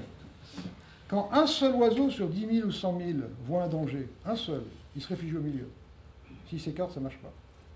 La deuxième règle, c'est que chaque oiseau, dans les 3 dimensions, ne cherche pas à comprendre, il ne rentre pas dans les copains. Donc s'il y a un oiseau qui rentre, il pousse un oiseau, qui pousse un oiseau, qui pousse un oiseau. Et donc il faut 2 règles. Nous, on a 2 règles. L'homme est bon. C'est-à-dire que si tu trouves un tiroir fermé à clé, je dis, putain, l'homme est bon. Alors, sachez que en 30 ans, tous les bureaux ont toujours été ouverts. Jamais un ordinateur n'a disparu. Jamais un stylo n'a disparu. Parce que quand vous habitez les gens comme ça se fait comme ça. Autre règle, l'amour du client. Quoi qu'on fasse, ça doit servir l'amour d'un client, interne ou externe. Ce qui ne sert pas à l'amour d'un client, ça va à la poubelle. Moi, quand j'ai fait ça au début, j'ai foutu 60% des papiers. Ouais, je prends les papiers, c'est qui le client? Ah ben on a pensé que, je cherche pas à penser. C'est qui le client? Mais non, mais c'est un truc, on a pensé que ça vous intéresserait. Non, ça ne m'intéresse pas, pauvre poubelle. Hein? Et quand le client est interne, on va voir le client interne. Je me rappelle une nana en qualité, Pascaline. Un jour, je passe, puis je vois sur son ordinateur, il y avait des camemberts, des trucs. Et je dis, c'est qui le client? Je dis, d'abord, c'est quoi ça? Ah ben, je me suis amusé, je dis, tu commences bien ta phrase, toi. Je me suis amusé à décomposer les défauts de fonderie, donc il y a les porosités, il y a les gna gna gna gna gna. J'ai dit, qui est le client? Ben, c'est les leaders, je leur donne ça parce que quand ils font leur réunion qualité avec les ouvriers, ils s'en servent. Je dis, on va les voir. On tombe sur un leader, je dis, qu'est-ce que tu fais de ça? Il me fait, j'ai pas besoin de cette merde pour savoir ce qui merde dans ma mini-usine. Je dis, Pascaline, ma chérie, tu fais comme toute belle administration, parfaitement quelque chose de totalement inutile. Trouve-toi quelque chose d'aimable par ton client. Et au bout de 2 jours, elle m'arrête dans mes tours d'usine, elle me dit, écoutez, ça fait 2 jours que je dors pas bien, mais on a eu un défaut chez Volkswagen là, il y a 4 ans, et on contrôle toujours là, on n'a plus jamais eu le défaut. Je vais prendre toutes les gammes d'origine et remonter tous les flux pour supprimer tous les contrôles qu'on a rajoutés depuis la gamme d'origine. Voilà. L'ouvrier qui est ton client va aimer ça. Alors, ces 2 valeurs, on ne rigole pas avec. Hein. David, agent qualité, peut-être 10 ans d'ancienneté. On n'a aucune réunion formelle, mais on fait plein de réunions. Quand il y a un problème, on fait une réunion. Je fais une réunion, oui. Ben, j'ai demandé aux agents qualité, à l'époque on avait service qualité, d'être parrain d'une machine. C'est-à-dire d'être parrain, pas de contrôler, hein, d'être à la disposition de l'ouvrier. Et puis je les reprenais de temps en temps. Et puis au bout de 2 mois, pour voir les actions qu'il a mis en place. Quoi. Et puis là, j'ai vu qu'ils n'avaient pas fait grand-chose. Et puis il y a David qui dit, Jean-Pierre, oui, puis il y en a marre, et vous, il y en a pour l'ouvrier, moi je suis un bac plus 3, je ne suis pas à disposition de l'ouvrier. Je dis, attends, David, ce que tu fais là, c'est grave. Tu sais qu'on a 2 valeurs de base. L'amour du client. Ton client à toi, c'est l'ouvrier. Oui, mais enfin, moi je suis bac plus 3, puis il insiste. J'écoute David, c'est pas grave. Hein, je suis sûrement fatigué. Bon, c'est pas une sanction. Hein, c'est pas une sanction. Hein, je touche pas ton salaire, je touche pas ton statut. C'est une formation. Et en tant que patron, je peux t'imposer une formation. Tu vas passer sur machine pendant 6 mois pour savoir ce qu'est un ouvrier. J'irai pas, licencié dans l'heure qui suit. Licencié, plof. D'accord? Il était au prud'homme, il a perdu en plus. Mais il aurait gagné, c'était pas grave, je payais. Hein? Quand il y a 2 valeurs, c'est comme quand on est cocu. On ne peut pas jouer avec ça. D'accord? Les valeurs, on ne joue pas avec. Vous voyez? Donc chez nous, il y a un rêve partagé, il y a un objectif commun, un seul objectif, toujours plus mieux pour moins cher. Toujours plus c'est mieux pour moins cher pour mon client. Que vous fassiez quoi que ce soit dans la vie, c'est toujours plus c'est mieux pour moins cher pour mon client. C'est darwinien. Darwin, c'est toujours plus et mieux pour moins d'énergie. Les espèces qui survivent, c'est les espèces qui font toujours plus et mieux pour moins d'énergie. Les dinosaures sont morts en cause de ça. Alors, moins d'énergie pour nous, c'est le fric, parce qu'on est dans ce monde-là, c'est toujours plus et mieux pour moins cher pour mon client. C'est le seul objectif, qu'on ne soit pas trop ouvrier. Et moi, je faisais mon tour d'usine dans les outilleurs, donc qu'est-ce que vous trouvez plus et mieux pour moins cher pour les outilleurs, les fondeurs? J'ai les fondeurs, qu'est-ce que les trucs? Voilà, il faut le porter, le truc. Ok? Un rêve, deux valeurs. Unité de mesure, nombre de pièces bonnes à leur payer. Ayez une unité de mesure, mais factuelle. Une unité de mesure qui va vers le plus, pas vers le moins. Baisser les coûts, ça va vers le moins. Faire plus de pièces à leur payer, ça va vers le plus. Vous voyez, mais ayez ça, puis portez-la, cette unité de mesure. Et solidarité, j'y reviendrai. Alors, comment j'ai mis ça en place? Attends, il faut que j'arrête dans une demi-heure. Comment j'ai mis ça en place? Donc, qu'est-ce qu'on avait à l'origine? Je vous ai déjà expliqué le bordel qui est entre le gars qui prospecte, le gars qui, le gars qui. J'avais un autre bordel, alors mes confrères sont encore comme ça d'ailleurs, tant mieux pour eux. Hein. Supposez un client, attends, je vais prendre une autre page, ça va plus vite. Supposez un client qui prend 1500 pièces par jour. Puis le client un jour dit je veux plus que 1000 pièces. Alors ça arrivait à Chantal. Chantal mettait 2 jours à enregistrer la commande. Alors je vais voir Chantal, je dis mais comment on peut penser 2 jours pour enregistrer une commande? Ah bon, on n'est pas compte. Ah bon, alors je vais aller voir son chef, tu te rends pas compte. Ah bon. C'était pas grave, parce que de toute façon, il fallait attendre la réunion planning en fin de semaine. Donc autrement dit, le pauvre mec qui a dit ça le lundi, ça attendait le vendredi. Et si un cadre important n'était pas là, on attendait le lundi matin la réunion 4. En ce temps-là, on faisait 1500 pièces. Hein. Et là, on décidait de passer à 1000 pièces dans les petites bandelettes, d'accord? Après, ça passait le lancement, ordonnancement, qui faisait faire 800 pièces ou 1000 pièces pour récupérer les 1500 pièces qu'on avait fait par le truc, d'accord? Hein? Donc, ça marchait comme ça.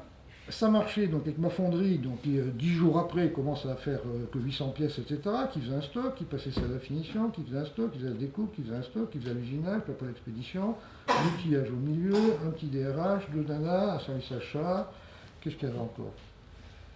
Et en faisant mes tours d'usine, je repère très vite que tout le monde savait régler, contrôler. Et en discutant avec les gens, il y a un régleur qui me dit qu'il était fraiseur dans le temps, puis que ça ne l'embêtait pas de devenir fraiseur. Donc un jour, je dis au fraiseur, bah, écoutez, je vous donne 3% d'augmentation, on passe à l'outillage. Ça ne vous gêne pas? Non, ça ne me gêne pas. D'accord. Donc je dégage le régleur. Et je prends 3 dames qui faisaient des opérations qui s'enchaînent, et j'ai écouté, à partir de demain, vous réglez et vous contrôlez vous-même les machines. Et je supprime le contrôle d'expédition. Donc faites attention. Donc les dames, à partir du lendemain, règlent et contrôlent. Et en une semaine, elles font 20% de pièces en plus. Je me dis, tiens, c'est curieux ce truc. Alors j'attends quand même pour voir, quoi. Je vais aller les voir tous les jours, en discuter, et ça reste 20% de pièces en plus. Alors là, j'analyse. Qu'est-ce qui s'est passé? Il s'est passé la chose suivante, c'est que ça, c'est l'intervalle de tolérance. Hein, une pièce doit faire 10 mm plus ou moins millimètres. Le régleur, qui devait passer toutes les 4 heures, vous savez que tout est sinusoïdal. Hein, une machine, il y a la pression de l'air qui varie, la température, donc c'est sinusoïdal. C'est pour ça que le SPC est inventé d'ailleurs. Hein. Il réglait la machine là, ce cochon, de façon à ce qu'elle fasse ça, pour pouvoir justifier son salaire, pour pouvoir justifier sa présence, puisqu'il passait toutes les 4 heures. Les nanas, elles m'ont réglé la machine là. Donc on ne perdait pas toutes les 4 heures, un quart d'heure à contrôler, à régler, parce qu'il y avait un contrôleur qui passait aussi. Il ne foutait pas 15 pièces en l'air pour le réglage. Qui plus est, le loi de paire de Taguchi. Taguchi dit le coût croît comme le carré de la distance au nominal. Tout est gaussien, ça c'est le nominal, ça c'est un terme de tolérance. Taguchi dit le coût croît comme le carré de la distance au nominal. Le régleur, quand il réglait là, il était loin du nominal. Les nanas, quand elles sont mis là, c'était au nominal. Comme le coût croît comme le carré de la distance, c'est là qu'il y a le fric. Qui plus est, avant, quand le contrôleur trouvait une pièce, ouais, pièce mauvaise. Alors, est-ce que ça venait du réglage, ça venait du contrôleur, est-ce qu'il n'avait pas bien contrôlé la première fois? On disait que ça venait de l'ouvrier, forcément. Comment voulez-vous qu'une machine se drague toute seule? Alors, problème, hein, réunion, Ishikawa, compte rendu, ça, ils arrêtent, on fait du cause et effet, enfin, bordel, quoi, pour rien. Les dames, quand il y avait des pièces mauvaises, elles repéraient le truc, elles corrigeaient le truc, elles écartaient les pièces mauvaises, puis la dernière pièce bonne, elles continuaient à produire après avoir corrigé. L'équipe suivante qui venait, elle disait, vous ferez gaffe parce qu'il s'est passé ça, elle donnait un compte-rendu verbal qui était intégré, alors qu'avant, il n'y a pas de compte-rendu verbal, il fallait attendre l'écrit, truc machin. Et elle restait volontairement, spontanément, pour trier les pièces qu'elles avaient mis de côté pendant sur la deuxième équipe. Pas de papier, pas de rapport, pas de tension, pas de... Voilà. Entre le régleur, le contrôle ouvrier, j'avais des diables, j'avais des cloisons. Quand j'ai vu ça, qu'est-ce que j'ai fait? Ben, j'ai généralisé. Et là, j'ai commencé à prendre certains régleurs qui brillaient en disant, mais le commercial, ça ne vous intéresse pas, vous? Voilà, on pourrait essayer. Et puis d'autres, je les ai mis alors, il faut dire qu'au BE, à l'époque, c'était sur planche à dessin. Donc, il y a pas mal de régleurs qui avaient un BTS ou un truc comme ça. Maintenant, c'est effectif avec les logiciels qu'il y a, on ne peut pas rentrer directement dans le système comme ça, quoi, hein. Donc, petit à petit, j'ai sorti dans ma structure les gens pour les mettre soit sur la route, soit au BE, soit dans le chiffre d'affaires, soit dans la valeur ajoutée. Là-dessus, chance, mais il en faut. Comme une fois, je racontais un truc à Max Rousseau, et puis je lui dis, là, j'ai pas de mérite, j'ai de la chance. Il m'a dit, je te paye aussi pour ça. Hein? Chance. On faisait à l'époque que du siphon de lavabo et du compteur d'eau. Et on avait une pièce automobile d'un alliage que je l'avais développé avant, avec Simca. Et avec un gars du laboratoire de Simca à Poissy, qui entre-temps s'était retrouvé aux achats. Le gars m'appelle, on se retrouve tous les deux. Ah, Zobris, t'es patron de la famille? Ouais. Ben toi, t'es aux achats? Ouais. Ouais, dis, j'ai regardé ton dossier, là, vous avez qu'une pièce, mais ça marche bien, il n'y a pas de problème, vous venez les délais, il n'y a pas de problème. On sort une nouvelle boîte de vitesse, tu vas faire la boîte de vitesse, tu as 1 an pour la démarrer. Ça doublait le chiffre d'affaires en 1 an. Et là, je me dis, si je travaille dans ce bordel-là, je m'en sortirai jamais, quoi. Entre le bureau d'études, le truc, machin. Bon. Alors j'ai une idée, je crée un truc que j'appelle une mini-usine. C'est-à-dire que j'y prends 30 ouvriers et ouvrières, et je leur dis, voilà, continuez à travailler là où vous faites là, commencez à vous préparer intellectuellement, les machines vont commencer à arriver au fur et à mesure. Hein, alors c'est le BE qui faisait tout à l'époque, hein, avec le BE. Allez au BE tous les soirs, passez 1 heure pour voir ce qu'ils font, si vous êtes d'accord avec eux, qu'ils vous expliquent, parce que c'est vous qui ferez ces pièces-là. D'accord? Et alors, évidemment, tout cela, ils rigolaient. Hein. Il va se ramasser la gueule, le pépé, là. Non, je n'étais pas pépé, j'avais à peine 40 ans à l'époque. Hein. Mais ils rigolaient, mais ça leur enlevait rien. Puis c'est des nouvelles machines qu'on met en place, ça leur enlevait rien. Donc on met les machines en place, ça démarre tout doucement. Alors l'idée que j'ai eue, c'est tout de suite de mettre le Telex là, hein, de dire aux gens, vous regarderez vous-même, parce que je voulais chanter Chantal tout le bordel, là. C'est parce qu'il y avait ce bordel entre Chantal, vous savez, la réunion planning, gna gna gna. Il faut faire quelque chose, on devient fou. Donc pour chanter ces gens-là, j'ai mis le Telex dans le truc. Vous voyez? Alors, cette notion de faire en allant, c'est Picard ça aussi, hein, faire en allant. Tout mon système, je l'ai fait en allant. C'est-à-dire que je n'ai pas réfléchi un jour en disant si les dames règlent les contrôles, ça va augmenter la production. Non, c'est pas vrai. J'ai fait en allant. Hein. De même que instinctivement, j'ai dit, et je supprime le contrôle expédition. Parmi les nombreux émules que j'ai fait, bon nombre d'émules me disent ouais, mais j'ai fait comme toi, mais ça n'a pas marché. Ah, explique-moi.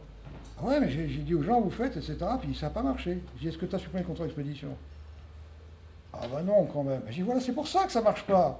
Si tu laisses une barrière quelque part, les dames en question, elles auraient dit attends, c'est peut-être pas bon, mais ça peut-être que ça va passer.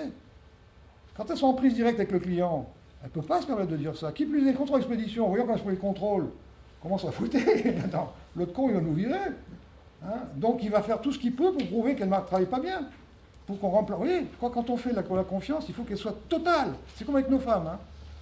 Je vous faites confiance, mais vous téléphonez pour savoir si elle est à la maison, ça ne va pas durer longtemps le truc. Hein. Quand on fait confiance, il faut que ce soit totale la confiance. Il ne s'agit pas de dire j'ai confiance, mais enfin quand même, on ne sait jamais, je mets un contrôle expédition. Non, ça ne marchera pas, c'est sûr. Et donc, je mets le Telex là, et ça démarre. Et le premier jour où ça démarre, c'est eux qui m'arrêtent. En me disant, ça serait bien qu'il y ait quelqu'un qui coordonne. On a pensé que ça serait Bernard et il est d'accord. Donc j'ai dit, ok, on va appeler le leader. J'ai pris le leader. Hein, et c'est quelques temps après que j'ai pensé au commercial. Hein, cette notion de commercial, et puis il faut quand même que faire rentrer le dehors dedans. Hein, et je veux que le commercial ne finisse pas par m'acheter. Je suis sûr qu'il m'achètera ce que veut le client, puisque c'est lui qui a tout négocié avec le client, qui a vu avec le BE, qui a suivi l'affaire. Mais il risque de m'acheter quelque chose qui ne se monte pas bien, malgré que ce soit lui qui ait choisi les machines. Donc je dis, tu vas mettre ton bureau au milieu des machines avec le leader, en face du leader. Hein, et c'était aussi pour qu'il fasse rentrer le dehors dedans, hein, qu'il explique aux ouvriers pourquoi. Pourquoi on fait 10 pièces en plus. Mais comme je vous l'ai dit, hein, c'est putain, on a emmerdé chez vous. Voilà, c'est ça, voilà, l'ouvrier c'est. Ah ouais, on a emmerdé chez vous, ouais. Ah, si on ne gagne pas 20 pièces, on va se faire avoir. Attends, 20 pièces, merde, c'est dur à gagner. Enfin, bref, voilà. Mais il y a un dialogue qui s'instaure. Qu'est-ce que je constate? C'est que d'abord, la réactivité est instantanée. C'est-à-dire, les mecs arrivent le matin, puis disent le client ne veut pas 1500, mais 1000, reste à la maison. Donc, j'ai plus mes 10 jours de stock, donc j'ai plus besoin de planning, plus besoin de lancement, plus besoin d'ordonnancement, plus besoin de tous ces trucs-là. Et puis, je constate qu'en 6 mois, ils ont un flux d'1 jour. Donc, plus de gestion des stocks, puisque j'ai plus de stock. D'accord? Comme ça a marché, qu'est-ce que j'ai fait? Après, j'ai fait une mini-usine compteur d'eau, et j'ai commencé à déshabiller. J'ai fait une usine sanitaire, et j'ai commencé à déshabiller. À un moment donné, le chef de fonderie me dit, mais qu'est-ce que je vais faire moi, maintenant, puisque mes machines sortent? Entre-temps, je rencontre Shiba. Et Shiba, je lui explique. Je dis, monsieur Shiba, j'ai un problème. c'est que, et je sympathise avec lui pour différentes raisons, j'ai un problème qui est le suivant, M. Shiba, lui dis-je. C'est que nous, Favi, on est une boîte qui a toujours changé. On a démarré en siphon de lavabo, après-guerre, parce qu'en 1947, le siphon de lavabo, c'était un nouveau marché. Parce qu'avant-guerre, il n'y avait pas le tout à l'égout dans les villages et dans certaines villes. Donc il n'y avait pas de remontée d'odeur. Quand on a mis tout à l'égout, il y a eu des remontées d'odeur, donc il fallait un siphon. Donc c'est un marché important. Et puis le siphon est passé en plastique. Heureusement, on a trouvé un alliage qui n'est à 100 bars, donc on a fait les compteurs d'eau. Maintenant, les compteurs d'eau sont faits en Chine. Puis après, on a trouvé l'automobile. Alors on équipe 60-70% du marché automobile. Et on était quelque part par là. On était à peu près à 25%. Et je dis à Shiba, voilà, on a 25% du marché européen. Je ne pense pas qu'on ira plus haut, parce que je ne pouvais pas penser qu'on ira à 60%. J'ai essayé les combines du marketing classique, ça ne marche pas. Alors on a fait les sprinklers, parce que moi je vous montre ce qui a marché, je ne vous montre pas ce qui n'a pas marché. Ça ne marche pas, etc. Et Shiba me dit, ah, j'ai une matrice. Il m'explique une matrice. Alors, je rentre à l'usine avec cette matrice, et on joue avec ça, avec des post-it pour faire des diagrammes d'affinité. Ça aussi, diagrammes d'affinité sur le web, on fait diagrammes d'affinité, Shiba, tout ça. Cultivez-vous. Pensez à la bascule. Ceux qui n'innovent pas, ils vont redescendre en marche arrière. Innovare, nouveau, signaux faibles, essayez de chance au hasard. Lisez Shiba, il a des outils qui permettent de détecter les signaux faibles, il a des outils qui permettent de passer plus facilement de signaux faibles à l'innovation. Et on joue avec ça, et il y a un brave ouvrier, alors c'est des groupes pluridisciplinaires, etc., qui regarde tous les post-it, puis qui dit c'est marrant. On a un alliage qui résiste à la corrosion, on a un alliage qui résiste à une autre type de corrosion, on a un alliage qui résiste au frottement, enfin on en a 12 comme ça. On n'a jamais rien fait qui conduit l'électricité. On se dit merde, c'est quand même vrai ça. Je dis au chef de fonderie, injecte-moi du cuivre pur à 100% d'IACS, la conductivité parfaite. Il essaie, il n'y arrive pas. J'appelle l'Anvar et Laris qui me dit, ils font une enquête, personne ne sait faire. Et je dis à mon chef de fonderie, crédit limité, tous les moyens que tu veux, injecte-moi du cuivre pur, à haute conductivité. Il me dit pourquoi faire? Je ne sais rien. Mais si on fait un truc que personne ne sait faire, on gagnera de l'argent. Il met 4 ans. Entre-temps, je faisais déjà des conférences, à Pem-Moselle, je tombe sur Buchenheimer, qui était le patron de Grünfoss. Et puis à table, on discute. Tu fais quoi, toi? Moi, je fais des cuivreux. Oh, alors Grünfoss, ils font des pompes. Il me dit, attends, il y a un truc qu'on sait depuis 1920 en théorie, mais personne n'y arrive à le faire. Sur les moteurs asynchrones, si tu remplaces l'aluminium par du cuivre pur, à haute conductivité, ça double le couple, ça diminue le volume. Grosso modo, le cuivre que tu mets au rotor, c'est le cuivre que tu récupères au stator, d'accord? Ça baisse la consommation, enfin, ça remplace le beurre, les marais absents. Ça baisse la température de 15 degrés, or un moteur, double de vie, chaque fois on baisse de 5 degrés, un moteur électrique. Bref. Et je dis, je sais faire. Il me dit, tu déconnes? Je dis, non, je sais faire. Donc ils m'ont envoyé les trucs, on fait des prototypes, et c'est comme ça qu'on fait les moteurs électriques. Donc on est parti là-dedans. Alors c'est long à percer, parce que, comme il y a plein de gens qui ont déjà essayé, qui ne sont pas arrivés, quand on est voir Siemens, alors maintenant ça commence à venir. Ils ont dit, non, on l'a déjà essayé, ça ne marche pas. Donc, mais ça fait, je sais pas, comme on vit bien, on a le temps, pas pressé. Et puis récemment, avant de partir rentrer, je trouve un alliage qui tue les bactéries. Donc on est en train d'équiper les hôpitaux avec les clenches, les têtes de robinet, les cuvettes de chiottes, etc. Parce que les bactéries se développent sur l'inox et l'aluminium. Elles prolifèrent, mais pas sur cet alliage-là. Pourquoi j'ai parlé de ça? Attends, j'étais là-dedans. Pourquoi j'ai parlé de ça, pour si vous m'écoutez? Oui, donc, pour tout ça, pour vous dire que Claude, chef de fonderie, je l'ai mis en recherche et développement. Lui qui passait son temps, tout ça pour dire que toute la structure intermédiaire, je l'ai mis soit en recherche et développement, alors ça l'occupait jusqu'à la retraite, parce que 4 ans pour y arriver. Après, il a fallu adapter la technologie, parce que Siemens m'a dit, vous pouvez faire des rotors de locomotives, de petites locomotives, c'est des rotors comme ça, donc il a fallu faire des investissements colossaux pour y arriver. Donc ça l'occupait jusqu'à la retraite. Le chef de l'usinage, quand j'ai sorti une machine de l'usinage, il me dit, qu'est-ce que je fais, moi? J'écoute Dédé. Il y a un truc qui m'horripile, c'est l'huile de coupe. Quand vous faites de l'usinage, vous avez des torrents d'huile de coupe. Ça fait des allergies. Les copeaux collent. La tournure, après, il faut la sécher. Ça fait de la fumée. Si jamais c'est pas sec, dans un four, ça explose. Enfin, bon, bref. Je suis pour l'huile de coupe. Bon, je fais, j'en sais rien, vous démerdez. Vous n'avez plus rien à faire. Je suis pour l'huile de coupe. Il va à l'Anvar, et un coup de bol, l'Anvar l'envoie voir un INRA quelconque, et il y a un chercheur qui est en train de développer de l'huile végétale, où on met quelques centimètres cubes sur 8 heures. Et c'est l'évaporation de l'huile qui absorbe les calories. Alors pendant 25 ans, on était les seuls, à ma connaissance, à usiner sans huile. Je ne sais pas si vous vous rendez compte le fric que ça représente. Plus besoin de sécher les copeaux, plus besoin de laver les machines. Les copeaux coulent tout seuls, plus d'allergies. Les copeaux, vous les prenez, vous les mettez dans le four, pas besoin de les sécher, pas besoin, etc. Vous voyez? Donc, je vous donne ces quelques exemples-là pour vous dire comment, petit à petit, j'ai recasé tout le monde. Tous les gens qui étaient improductifs entre les deux. Alors, les deux nanas qui étaient au RH, comment je les ai supprimés? Alors ça, c'est toujours l'impulsion. Un jour, j'ai de bonheur, et je vois un brave homme qui arrive en sueur, en poussant sa mobilette, vraiment en sueur. Je dis, qu'est-ce qui vous arrive? Ah, je mobilette, un jour à 20 points, ça fait 2 jours qu'elle allait bien, et puis je suis parti à l'heure, puis elle s'est arrêtée à 1 kilomètre. Je dis, bon, amenez la mobilette au service d'entretien. Il me dit, on peut mettre la mobilette au service d'entretien? Ben, je dis, attendez, si vous tapez sur la tête, c'est pas ça qui répare la mobilette, hein. Donc amenez-la au service d'entretien. Il dit, oui, mais alors pour mon salaire, parce que, alors on avait des règles intelligentes, hein. 5 minutes en retard, 5 minutes, on s'est sauté 5 minutes, 2 fois 5 minutes, on s'est sauté 3 quarts d'heure, enfin des conneries, quoi. Je m'en occupe. Je monte au bureau, je tombe sur Ginette, qui gérait ça, et j'explique à Ginette. Je dis, bah, le père Joseph est en retard, là, et j'ai le malheur de lui dire, le service d'entretien répare la mobilette. Comment le service d'entretien qui répare la mobilette? Ça vous fout, c'est mon problème, non, c'est pas le vôtre. Oui, mais vous vous rendez compte, est-ce qu'on va? Bon, ça avait le nom de m'énerver. Et je lui dis, vous touchez pas son salaire. Ah, mais vous vous rendez pas compte, ça? Je dis, non, il n'a pas fait exprès. Personne ne fait exprès d'arriver en retard. Ce que vous faites, c'est injuste. Il n'y a rien de pire que l'injustice. Hein? Oui, mais je prends le téléphone devant elle, j'appelle le patron d'entretien, Georges, je dis, Georges, je descends dans 5 minutes. Je ne veux plus voir une pointeuse, ni une horloge, ni une sonnerie. Plus de référence au temps. Ginette appelle son chef, l'ineffable Coquet, responsable administratif, comptable et autoproclamé DRH, hein, qui rappelle Georges, non, tu ne touches pas à la pointeuse, c'est pas à nous, elle est en leasing. Je descends, et effectivement, autour de la pointeuse, vous savez, les pointeuses qu'on avait dans le temps, il y en avait 2 d'ailleurs, qui étaient petits casiers là. Bon.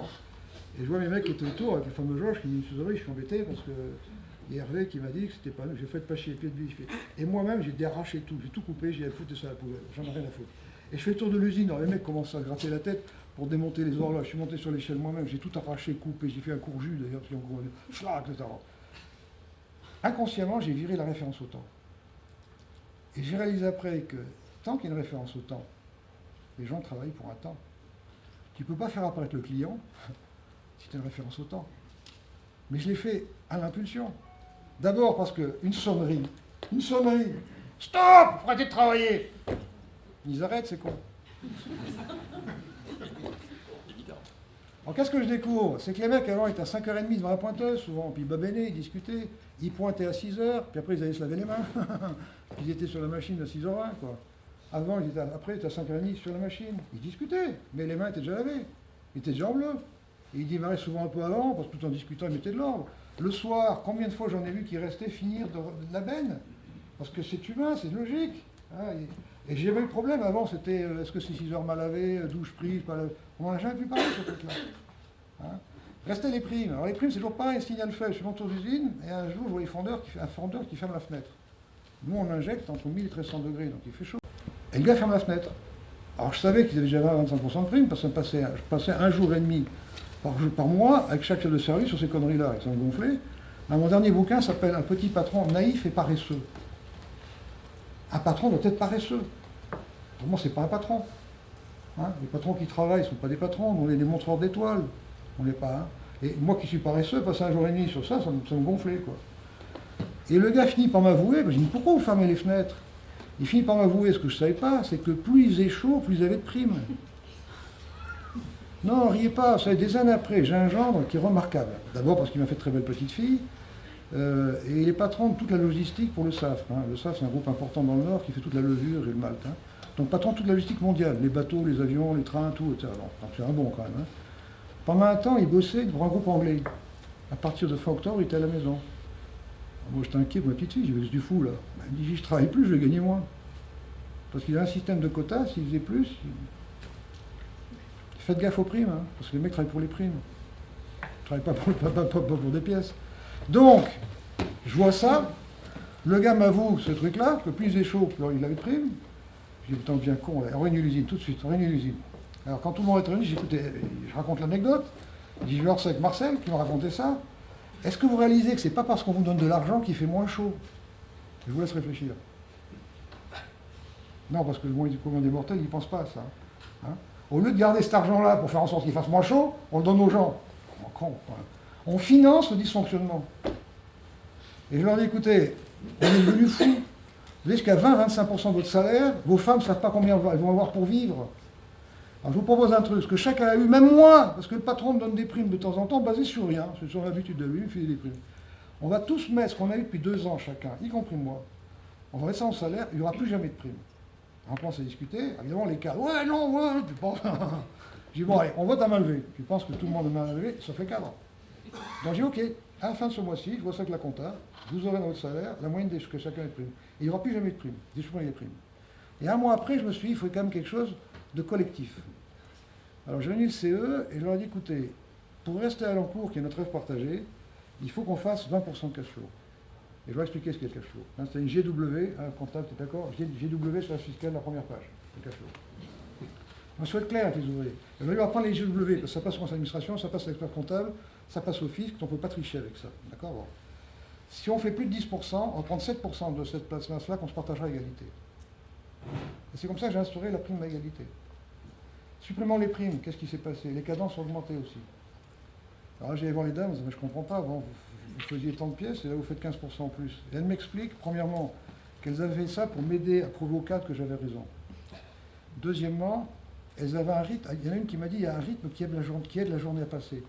Elles avaient un rythme physiologique de moindre fatigue qui était plus rapide que le rythme précédent. Et quand je ne lui prenais pas fait avant, elles m'ont dit mais monsieur, si on avait fait ça avant, on n'aurait plus jamais eu de prime. Parce que le gars qui chronométrait, quand ça montait tôt, il remontait le quota. Donc elles dosaient leur effort pour le maximum de primes, ce qui est humain. Vous voyez l'intérêt des contrôles, bon, ça nous amène, les intérêts des primes, ça nous amène. Hein, les commerciaux, qu'est-ce qui les motive? Le commercial qui ramène une affaire, l'ouvrier raisonne comment, lui? C'est en nombre d'emplois. C'est une affaire qui fait combien d'emplois? Alors là, il y a 20 emplois. Putain, il y a 20 emplois. Le commercial, c'est le roi du monde qui ramène 20 emplois dans l'entreprise. C'est ça qui les motive, les commerciaux. Ils valent de l'or, mes commerciaux, moi. Les commerciaux qui sont capables de faire... Mais ils savent très bien que s'ils partent, les pauvres vieux, pour un billet d'avion, il faudra 3 semaines. Alors que leur billet d'avion, ils téléphonent eux-mêmes, ils vont les prendre. C'est pour ça qu'ils ne partent pas. Alors dans le même temps que je vous raconte ça, qu'est-ce qui s'est passé? Dans mes tours d'usine, j'ai constaté un truc. Quand on est honnête et de bonne foi, on voit bien que chaque fois qu'il y a un problème, c'est de sa faute. Que c'est la faute du patron, ou la faute de la structure, donc sa faute. À chaque fois qu'il y a un problème, je me dis putain, j'aurais pu y penser. Merde, il me l'avait dit, c'est con, je ne l'ai pas fait. C'est de sa faute. Lâchement, comme je ne pouvais pas dire c'est ma faute, je dis putain, si on bosse comme ça, pas pour rester à l'encours. C'est notre village, ça. Hein, et c'est devenu un réflexe. Là-dessus, j'ai un confrère anglais qui se casse la figure dans les compteurs d'eau. Je le rachète, je le ferme, je rapatrie les machines, les outils, je fais 200 chômeurs de côté de l'Angleterre. Le patron actionnaire à 100% quand même. Il m'appelle, il me dit, tu dis quoi là? Je raconte. Il me dit, pourquoi tu ne gardes pas l'usine anglaise sur les compteurs d'eau? Et puis en France, tu es spécialisé dans l'automobile. J'ai dit, écoutez monsieur, si vous voulez faire ça, vous changez de DG. Parce que ce n'est pas notre rêve partagé. Et ça m'est venu comme ça. Notre rêve partagé, c'est de rester à l'encours. Et vous le verrez dans le film, hein, la force du rêve partagé. Là-dessus, étant un peu cartésien quand même, hein, je m'en excuse. Mon grand-père était suisse, j'ai encore 2 passeports, donc il me reste quelque chose quand même d'huguenot. Je me dis, rêve partagé, c'est bien, mais il faudrait quelque chose de plus concret. Comme j'avais supprimé les primes, j'ai supprimé les objectifs. Donc j'invente l'objectif unique, toujours plus c'est mieux pour moins cher pour mon client. Et je le porte cet objectif-là, objectif unique. Après, il y avait 2 fameuses valeurs. Alors ça, c'est le service militaire, Général Étienne. Dans le service militaire, je vois un petit char marrant, le FT-17. Et je me cultive. Et je me rends compte que c'est génial, le FT-17. C'est ce qui a permis de bloquer les Allemands en 18, parce qu'en 18, ils avaient percé les Allemands. Hein. Et je me cultive et je découvre le Général Étienne, qui est un mec exceptionnel, parce que bien que militaire, il est allé chercher un civil pour régler un problème militaire. Ce qui est exceptionnel pour un polytechnicien militaire. C'est impensable, ça. Il est allé chercher Renault. Et c'est Renault qui a inventé le FT-17. Donc je me cultive sur le Général Étienne, qui était colonel à l'époque. Et c'est lui qui disait, dans tout système, il y a 2 valeurs. Il y a des valeurs morales qui assurent la pérennité, comme la fidélité. Il y a des valeurs techniques qui permettent de structurer son environnement, comme la gentillesse. Hein, et je me suis dit, il faut 2 valeurs. Comme les oiseaux, comme tout ce que je vous ai dit. Et là, je dis, ben voilà, Favi, il y aura l'amour du client et l'homémo. J'avais déjà mon unité de mesure, parce que j'ai vu très vite que quand je disais à un ouvrier, il faut baisser les coûts de 5%, je parlais tout seul. Par contre, quand je leur disais, on fait 200, on ne peut pas faire 210, c'est amorcé. Donc on avait une unité de mesure, hein, le nombre de pièces bonnes à leur payer. Et il y avait le partage à égalité de la prime, la même prime pour tout le monde. Et vous verrez dans le film, hein, l'ouvrier, quand il reçoit sa prime, et on a la même chose que le patron, hein, tout le monde a la même prime chez nous. Des années après, je rencontre Shiba. Et Shiba tombe amoureux de notre système, parce que pour un Japonais, c'est pas pensable notre système. Hein. Et je lui explique. Alors il venait tous les ans, Shiba, et je lui raconte. Et puis il me dit, vous savez pourquoi ça marche? Ben, je dis non. Ben, il dit, vous savez, Jean-François, il y a deux dimensions. Il y a la dimension du cœur, de l'âme, du poète. Mais le poète, il est toujours là-haut, le poète. Puis là, numérique, hein, numérique, le cerveau, numérique, l'ingénieur. Mais toujours là, l'ingénieur. Et il faut toujours qu'une dimension renforce l'autre. Et vous avez le rêve, l'objectif, les deux valeurs, l'unité de mesure, le partage à égalité. Voilà le lien à sa vie. Le gars vient travailler, bien sûr, pour gagner sa vie, mais aussi pour rester dans son village. Comment? En faisant plus de pièces bonnes, à leur payer. Parce que c'est comme ça qu'on fera plus et mieux pour moins cher. Et le résultat, c'est qu'il a 18 mois de salaire. Et comme je ne suis pas bête, il a 18 mois de salaire qui rentre sur toute l'année. Boucher à Vallée n'a plus de goût. Il y en a 70% de l'intéressement estimé qui est en janvier. Après, il y a la participation, au mois de mars-avril. Fin juin, il y a les 30% qui restent. La prime Sarkozy, je ne sais pas où vous la mettre là-dedans, parce qu'on leur met 2% avec la prime Sarkozy, c'est avec les dividendes. Là, bon, hein. Je ne sais pas où vous la mettre, mais là, ça leur fait quand même, je ne sais plus combien, ça fait un paquet de fric, on a fait ça généreusement. Et après, là, avant les vacances, ils ont la moitié du 13e mois, ça rentre sur tout autour de l'année, ce truc-là. Voilà la cohérence qu'il a fallu. Alors, arrêtez de contrôler, commencez à réfléchir, qu'est-ce que vous proposez comme rêve à vos salariés? Si vous ne proposez pas. Si vous laissez libre les champs des valeurs, vous aurez les syndicats. Si vous saturez les champs des valeurs, les syndicats ne peuvent pas rentrer. Retenez aussi qu'il n'y a pas de syndicats en France. Hein. Il y a que des associations de défense des intérêts des fonctionnaires. Il n'y a aucun syndicat en France. Vous savez que les ouvriers, il n'y a pas très longtemps, c'est Balladur qui avait fait ça. La période de référence pour leur retraite, c'est 10 ans. On l'a passé à 25 ans. Pas un syndicat n'a bougé. La période de référence pour les fonctionnaires, c'est 6 mois. Passez là un mois, seulement, on va voir le bordel. C'est un des problèmes majeurs de la France. La France est un pur sang monté par un jockey obèse qui se prend pour le cheval. Et alors, ce qui est dramatique, c'est que quand le jockey parle au cheval, il se parle à lui-même. Parce qu'il parle à des syndicats de fonctionnaires. Donc c'est Thibault de la SNCF qui négocie avec des politiques qui sont composés à 60% de fonctionnaires le chômage. Alors qu'ils ne savent pas ce que c'est ni l'un ni l'autre. Ça, c'est un des problèmes majeurs de la France. Donc, à notre petit niveau de patron, parce que nous, vous avez remarqué qu'il n'y a pas de patrons qui font la politique. On n'a pas le temps. Tout ce qu'on peut essayer de faire pour préparer cette société de demain, c'est peut-être déjà d'abandonner, à la suite de mon témoignage et d'autres témoignages, ne prenez pas ce témoignage-là, ne prenez pas ça en modèle, c'est pas un modèle. Ne prenez pas ça en exemple, c'est pas un exemple. Hein. Vous faites famille.com, vous verrez des trucs de bon sens. Prenez là-dedans ce qui vous va bien, mais prenez autre chose chez Keguiner. Prenez autre chose chez fait venir Isaac, hein, à Gates. Prenez autre chose chez... Isaac, il n'a jamais rien fait, c'est un enseignant-chercheur, mais un bon. Parce que les enseignants-chercheurs qui sont mauvais, il y en a beaucoup. Hein. Qui est à l'ESCP, qui lui n'a jamais rien fait, mais justement étudie des gens comme moi et d'autres, dans le monde entier, Gore, Google, etc., pour voir les points communs qu'il y a dans cette société basée sur la confiance. Hein. Je disais en aparté à je ne sais plus qui, il y a quand même des messages d'espoir. L'ESC Paris a sorti, ça fait 2 ans que j'interviens, ça fait 2 ans que ça existe, a sorti un master en 6 mois pour des jeunes gens et jeunes filles diplômés de l'ESC et de l'ESCP, qui en 6 mois désapprennent ce qu'ils ont appris. Grosso modo, on leur dit, voilà, on vous a appris des trucs stupides parce que vous allez rentrer dans un monde stupide, et c'est qu'en étant stupide dans un monde trop stupide que vous aurez le pouvoir. Quand vous aurez le pouvoir, commencez à considérer quand même qu'il faut manager l'incertain et puis gérer le certain, quoi. Ils ont appelé ça aller vers le management social. Social, socius. Socius, compagnie. Compagnie, compagnon, copain, qu'on partage le même pas. Social, étymologiquement, ça veut dire partager le même pas. Manger dans la même gamelle que l'inspecteur du travail, que le grille, que les salariés. Non, important. Il faut que l'inspecteur du travail, c'est un collaborateur t'aime. Il faut que le grille t'aime. C'est ton boulot, ça. Hein. Sortez de vos usines. Faites en sorte que les choses se fassent d'elles-mêmes. Si vous voulez, je vais conclure sur cette formule-là, qui n'est pas moi, qui est de François Julien, mais de laquelle j'adhère totalement. Tu leur mettras les ficelles, tiens, aussi. C'est le petit truc qu'on fait, nous, mais qui peut marcher partout. C'est ça. C'est la première définition du management que je connaisse. Le bon prince est celui qui, en supprimant les contraintes, supprimez toutes les contraintes internes qui ne servent à rien. Les seules contraintes externes, les seules contraintes tolérables sont les contraintes externes. Du DRIR, vous n'avez pas le choix, de l'inspecteur du travail, il est dehors. Le client, bien sûr, mais le fournisseur aussi. Ne négligez pas vos fournisseurs. Valeo va mourir parce qu'il n'a plus que des mauvais fournisseurs.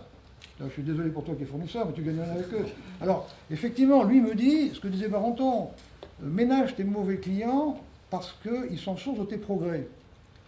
Ménage d'autant plus tes bons clients parce qu'ils sont source de tes profits. D'accord. C'est vrai. Mais à mon sens, avec Valéo, on n'apprend rien. Moi, j'ai essayé, j'ai rien appris, je me sauve.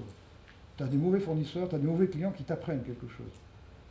Bon, mais maintenant, si tu es heureux comme ça, encore une fois, c'est un témoignage, il faut le soin de donner. Hein. Surtout que ça se trouve, tu es plus vieux que moi. Non, c'est pas vrai. Les contraintes, faire le tour des contraintes, inventer le petit caillou dans la chaussure, aller voir les gens. Vous savez, quand on a un petit caillou dans la chaussure, c'est chiant, hein, on est en forme. Puis le petit caillou, qu'est-ce que les contraintes? Ah, c'est quoi le petit caillou? Et lever les contraintes, foutre en l'air les papiers qui servent à rien. Un papier où il n'y a pas de client, vous le foutez à la poubelle. Un papier qui part du contrôle, foutre à la poubelle. Supprimer toutes les contraintes internes. Les exclusions. Pourquoi les chiottes sont plus belles dans les bureaux ou dans les ateliers? Je vois pas pourquoi. Quand on pisse, on est tous égaux. C'est une des premières choses que j'ai fait à 30 ans. J'ai fait faire les chiottes en bas, mais alors, nickel, avec du marbre. Les ouvriers, quand ils sont venus, ils me disaient, mais... Et le gars qui a fait ça m'a dit, on va pas mettre de lavabo, parce que s'il s'appuie, ça va tomber. J'ai dit, je veux que ça tombe quand on s'appuie. Voyons quoi, c'est jamais tombé. Les entrées d'usine, généralement, il faut que les gens sortent bronzés à l'autre côté.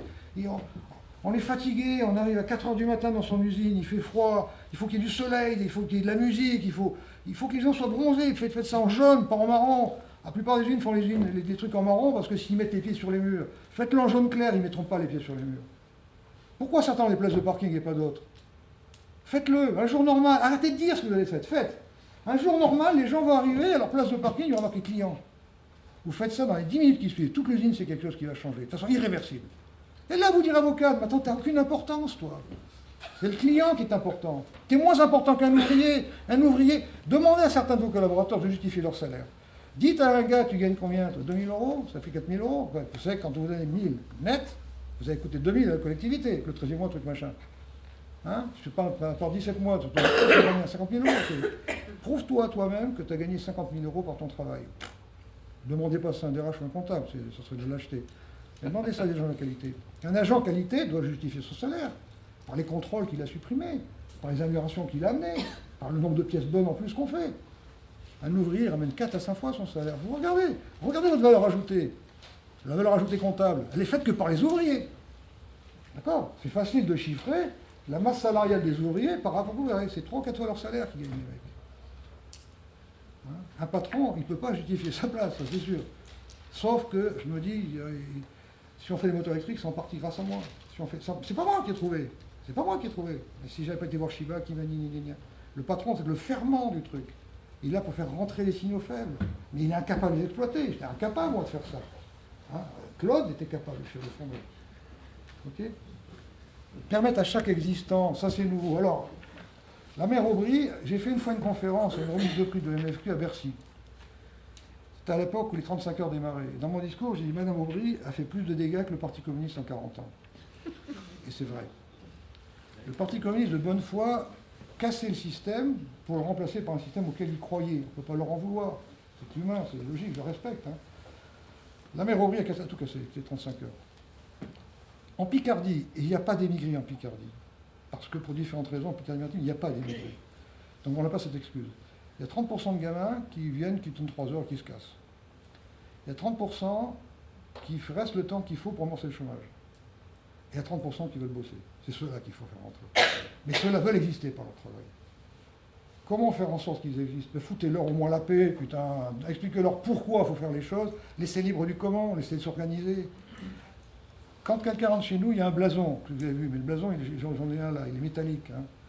L'intérimaire, on passe 1 heure, le leader passe 1 heure avec l'intérimaire. Retenez ça, Matsushita. Matsushita, en 70, avait écrit une lettre, une seule lettre, hein, c'est un directeur de l'électronique, en disant l'Occident va perdre et on va gagner, en 70.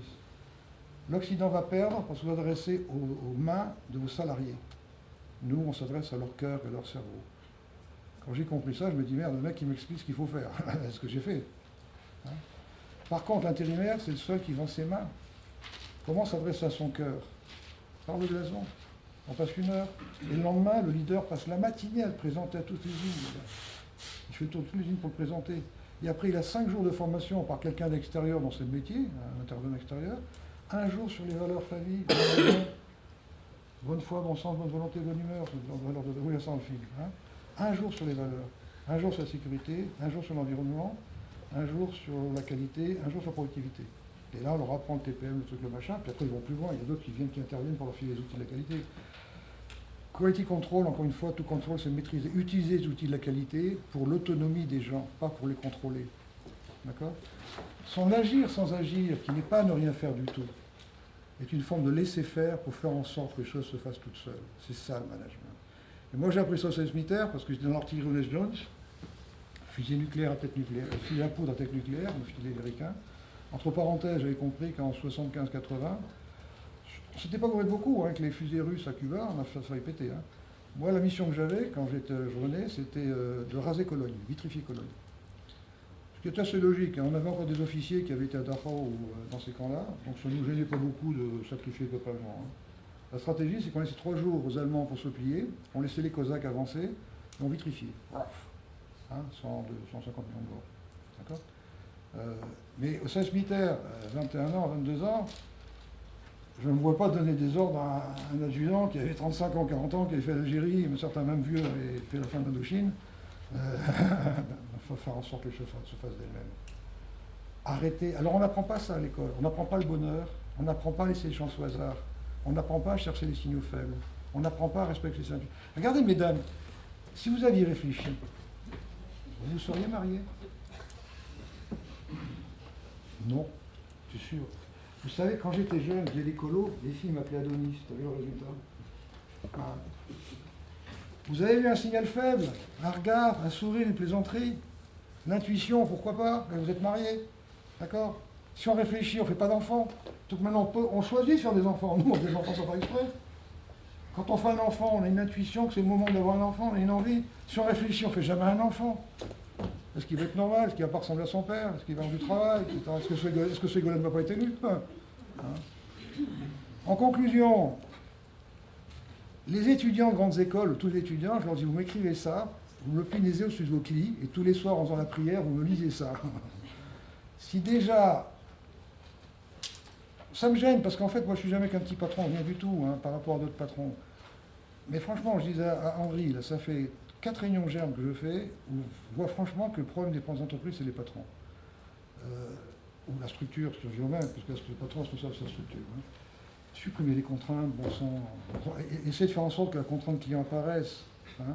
Parce qu'on vous fait des courses, le client. Alors, je vous fais pas, parce qu'on n'a pas le temps. Mais nous, les ouvriers, tous les mois, tiens, je vais finir là-dessus, tiens, je vais finir là-dessus. Hein, je vais finir là-dessus. Vous allez voir pourquoi je suis inquiet. Ça, c'est la vieille matrice de la qualité. Les Japonais nous ont dit, non, c'est des clients, hein. C'est pas les consommateurs, c'est des clients. Parce que nous, le client a le droit de choisir sa voiture, hein, du moment que c'est noir. Hein. Et puis le client, il a des spécifications. Et quand on fabrique ce qu'on a spécifié et que veut le client, c'est la qualité. D'accord? Après, tu as la surqualité, truc machin, c'est la vieille matrice. Hein. Et puis, petit à petit, on aime mieux spécifier, et puis on aime mieux fabriquer. C'est comme ça qu'on a gagné des sous. Et seuls ont subsisté les gens qui ont fait ça, normalement. D'accord? Puis après, tu arrives à un signal faible. La fumée d'usine. Dans le temps, moi, il y avait le symbole de l'usine, c'était une petite truc comme ça, avec une cheminée qui fumait. Ah, puis il y a des farfelus dans les années 70, les pics, la fumée d'usine, ça fait tousser les fleurs. Ce qui n'a pas intégré ça, il était mal barré. Hein. Après, il y a eu le social, mais quelle relation il y a dans vos entreprises sociétales? Est-ce que l'entreprise rapporte à la collectivité? C'est le développement durable, ça. Hein.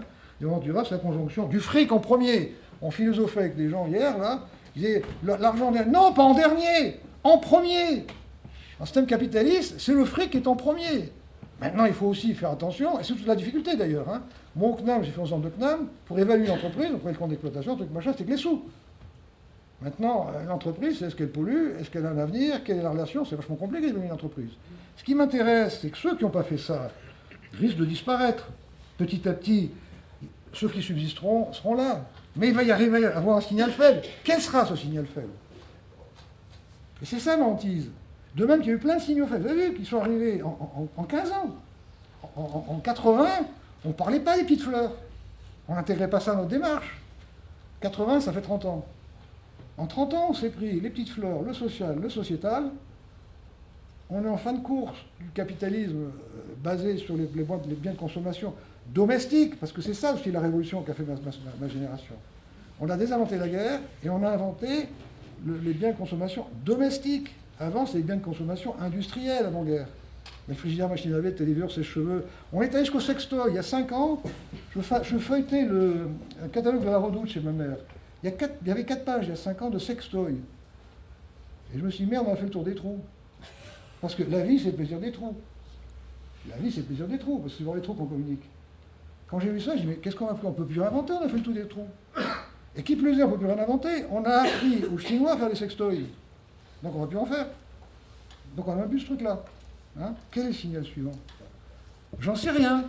Mais ce que je sais, ce que je pressens, c'est que ceux qui continueront à bosser comme ils bossent, basés sur le contrôle, avec des structures pléthoriques, etc., ne survivront pas pour absorber ce qui arrive. Que je suis incapable de dire. C'est pas l'islam. Pendant longtemps à l'APM, je posais la question à mes copains de l'APM, je leur disais quel pourrait être le prochain signal. Il y a encore 4-5 ans, je me disais c'est peut-être l'islam parce que de tout temps, la France est un pur sang. La France est un pur sang. Les pays de l'Est étaient un pauvre cheval, un quinjot qui est obèse qui se prend pour le cheval. Le cheval s'est effondré. Mais on a un pur sang, pourquoi? Parce qu'on est le cul-de-sac de l'Europe. À chaque conflit, mon grand-père était suisse, il faut être con pour migrer quand on est suisse, mais c'est autre chose. Mon beau-père était italien. À chaque conflit, les meilleurs sont allés jusque-là, et puis ils sont arrêtés parce que c'est la mer. Et les meilleurs des meilleurs ont traversé. Et les meilleurs des meilleurs sont allés en Californie, pareil pour les jeunes. C'est pour ça que la Californie était le cerveau du monde pendant longtemps. Parce que c'est les meilleurs des meilleurs. Donc la France est un pur sang. D'accord, hein? Donc on a de la ressource, on a tout ce qu'il faut. Mais ce pur sang, c'était des flux migratoires basés sur l'homme est bon et ne fait pas autre altruisme que judo-chrétien. Et c'est la première fois qu'on avait un choc culturel énorme, si nos flux migratoires n'étaient pas n'aime ton prochain comme toi-même et fais autre truc que tu ne veux pas qu'on te fasse. C'était l'islam qu'on ne connaît pas. Donc pendant longtemps, mes copains disaient, c'est peut-être l'islam. Sur le plan culturel, j'entends, pas sur le plan religieux. Hein. J'ai bien peur que ce ne soit pas l'islam, moi. Il y a quelque chose qui arrive. Qu'est-ce qu'il y a de l'autre côté de la rupture, de la bascule? J'en sais rien. Ce que je sais, c'est que ceux qui se sont parmi en cause. Et je ne prétends pas qu'on ait été au bout de notre mise en cause. Je ne prétends pas ça, encore une fois. Hein. On a fait une tentative pour sortir de l'ornière. Hein. Je vous présente cette tentative pour sortir de l'ornière. Mais à mon sens, ceux qui resteront dans le contrôle, dans la gestion par les chiffres, etc., ils n'absorberont pas le message suivant. S'adapter à l'incertain. Voilà, il y a un incertain qui arrive. Le propre du chasseur, comme du cultivateur, c'est la réactivité. Il y a très longtemps, j'étais au CNAM, on disait déjà, le temps n'est plus où c'est les gros qui mangent les petits, c'est les rapides qui mangeront les lents. D'accord? Là, je crois que c'est ceux qui vont s'adapter. C'est darwinien, il va se passer quelque chose. Là. Hein, c'est la fin des dinosaures. Hein, c'est darwinien, il va se passer quelque chose. Alors, mes propos, conclusion, ne sont pas pessimistes. Hein. Ce que je vous dis, ce n'est pas du pessimisme. Parce qu'on se bat, il faut se battre, ce n'est pas du pessimisme.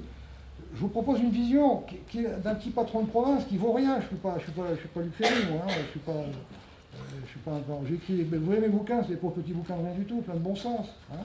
Je n'ai pas la prétention de proposer une vision, j'en suis pas capable. C'est juste un pressentiment que j'ai. C'est pas une crise, c'est une rupture. Notre responsabilité de patron, c'est d'être responsable du bonheur de 600 familles, dans mon cas. Comment faire en sorte que ces 600 familles puissent passer de l'autre côté de la rupture sans être à l'abandon? C'est joli comme conclusion. Vous avez des questions?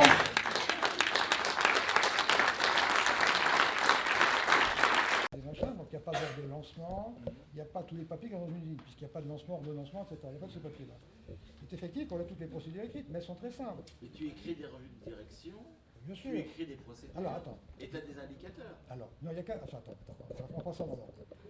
Le seul indicateur que j'ai, moi, c'est le cash flow. Les ouvriers à leur niveau, chaque mini-usine a le TPM, mais à son niveau. Et chacun a son TPM à lui. L'ordinateur tient à disposition des indicateurs que les gens prennent et utilisent comme ils veulent. Par contre, tous les ouvriers savent que pour rester à l'encours, il faut 25% de marge, théorique. Parce qu'il s'avère qu'entre la marge théorique et le cash flow comptable, il y a 5% de perte. Je ne sais pas pourquoi et je m'en fous, mais c'est comme ça. Donc régulièrement, de temps en temps, ça peut être moi dans les tours du jeu en disant mais on gagne combien sur cette pièce-là? Les gars ont les taux machines, ils connaissent les cadences, ils connaissent le prix de vente puisque le commercial est dans le truc. Et avec le commercial, ils regardent leur prix de revient théorique par rapport au prix de vente. Et là, ils voient s'ils ont 25. Ils n'ont pas 25, ils font des groupes de travail pour remonter à 25. Donc si tu veux, le véritable indicateur pour les gars, c'est avoir ces 25% de marge théorique pour rester dans le village. Après, tu as des outils, genre TPM, truc machin, qui leur permettent de s'installer dans une démarche de progrès permanent. D'accord?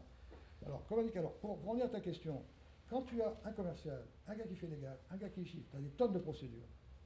Quand tu n'as qu'un mec qui fait tout, il a écrit ses propres procédures. Elles sont simples. D'accord? Parce qu'il fait des raccourcis, le gars. Hein, il va t'expliquer comment, partant de ce qu'a dit Volkswagen, il a fait le cahier des charges de ce qu'on va acheter et le cahier des charges de la machine. Mais ça va être très simple, parce que ce n'est pas 4 mecs différents. Donc nos procédures sont très simples. Après les procédures de premier niveau, c'est les ouvriers qui les ont écrites. Un audit QSE, tu as 3 auditeurs qui viennent une semaine. Un pour la qualité, un pour la santé et sécurité et un pour l'environnement. Ils viennent même la nuit, les mecs. Et comme c'est les ouvriers qui ont écrit les procédures, ils peuvent répondre tout de suite. Après, tu as... Alors, pour l'automobile, c'est que l'automobile, c'est pas un dossier, comme ça, tu ne peux pas démarrer. Donc, tu as Hélène qui migre dans une usine pour aider. Alors, pour la petite histoire, quand moi, je travaillais, et quand moi, je remettais les dossiers, de temps en temps, j'avais gardé un vieux penthouse des années 70, parce qu'il fut un temps au penthouse, c'était pas des femmes à poil, c'était des revues gynécologiques. Tu avais des foufounes en gros plan. Et dans les dossiers qualité, je mettais une foufoune dedans, tu vois. Et je donnais le dossier qualité. Ce n'est jamais remonté. D'accord. Alors, certains me disent, ouais, mais chez Fiat, ils ont regardé la photo. Je veux bien. Mais chez Audi, ça m'étonnerait. Alors, j'avais qu'une trouille, c'est que le mec prend le dossier et fasse comme ça, tu vois. On se dit, ah, il ramène dans ce papier. Il reste content, le mec. Oh, en classe, fini. D'accord.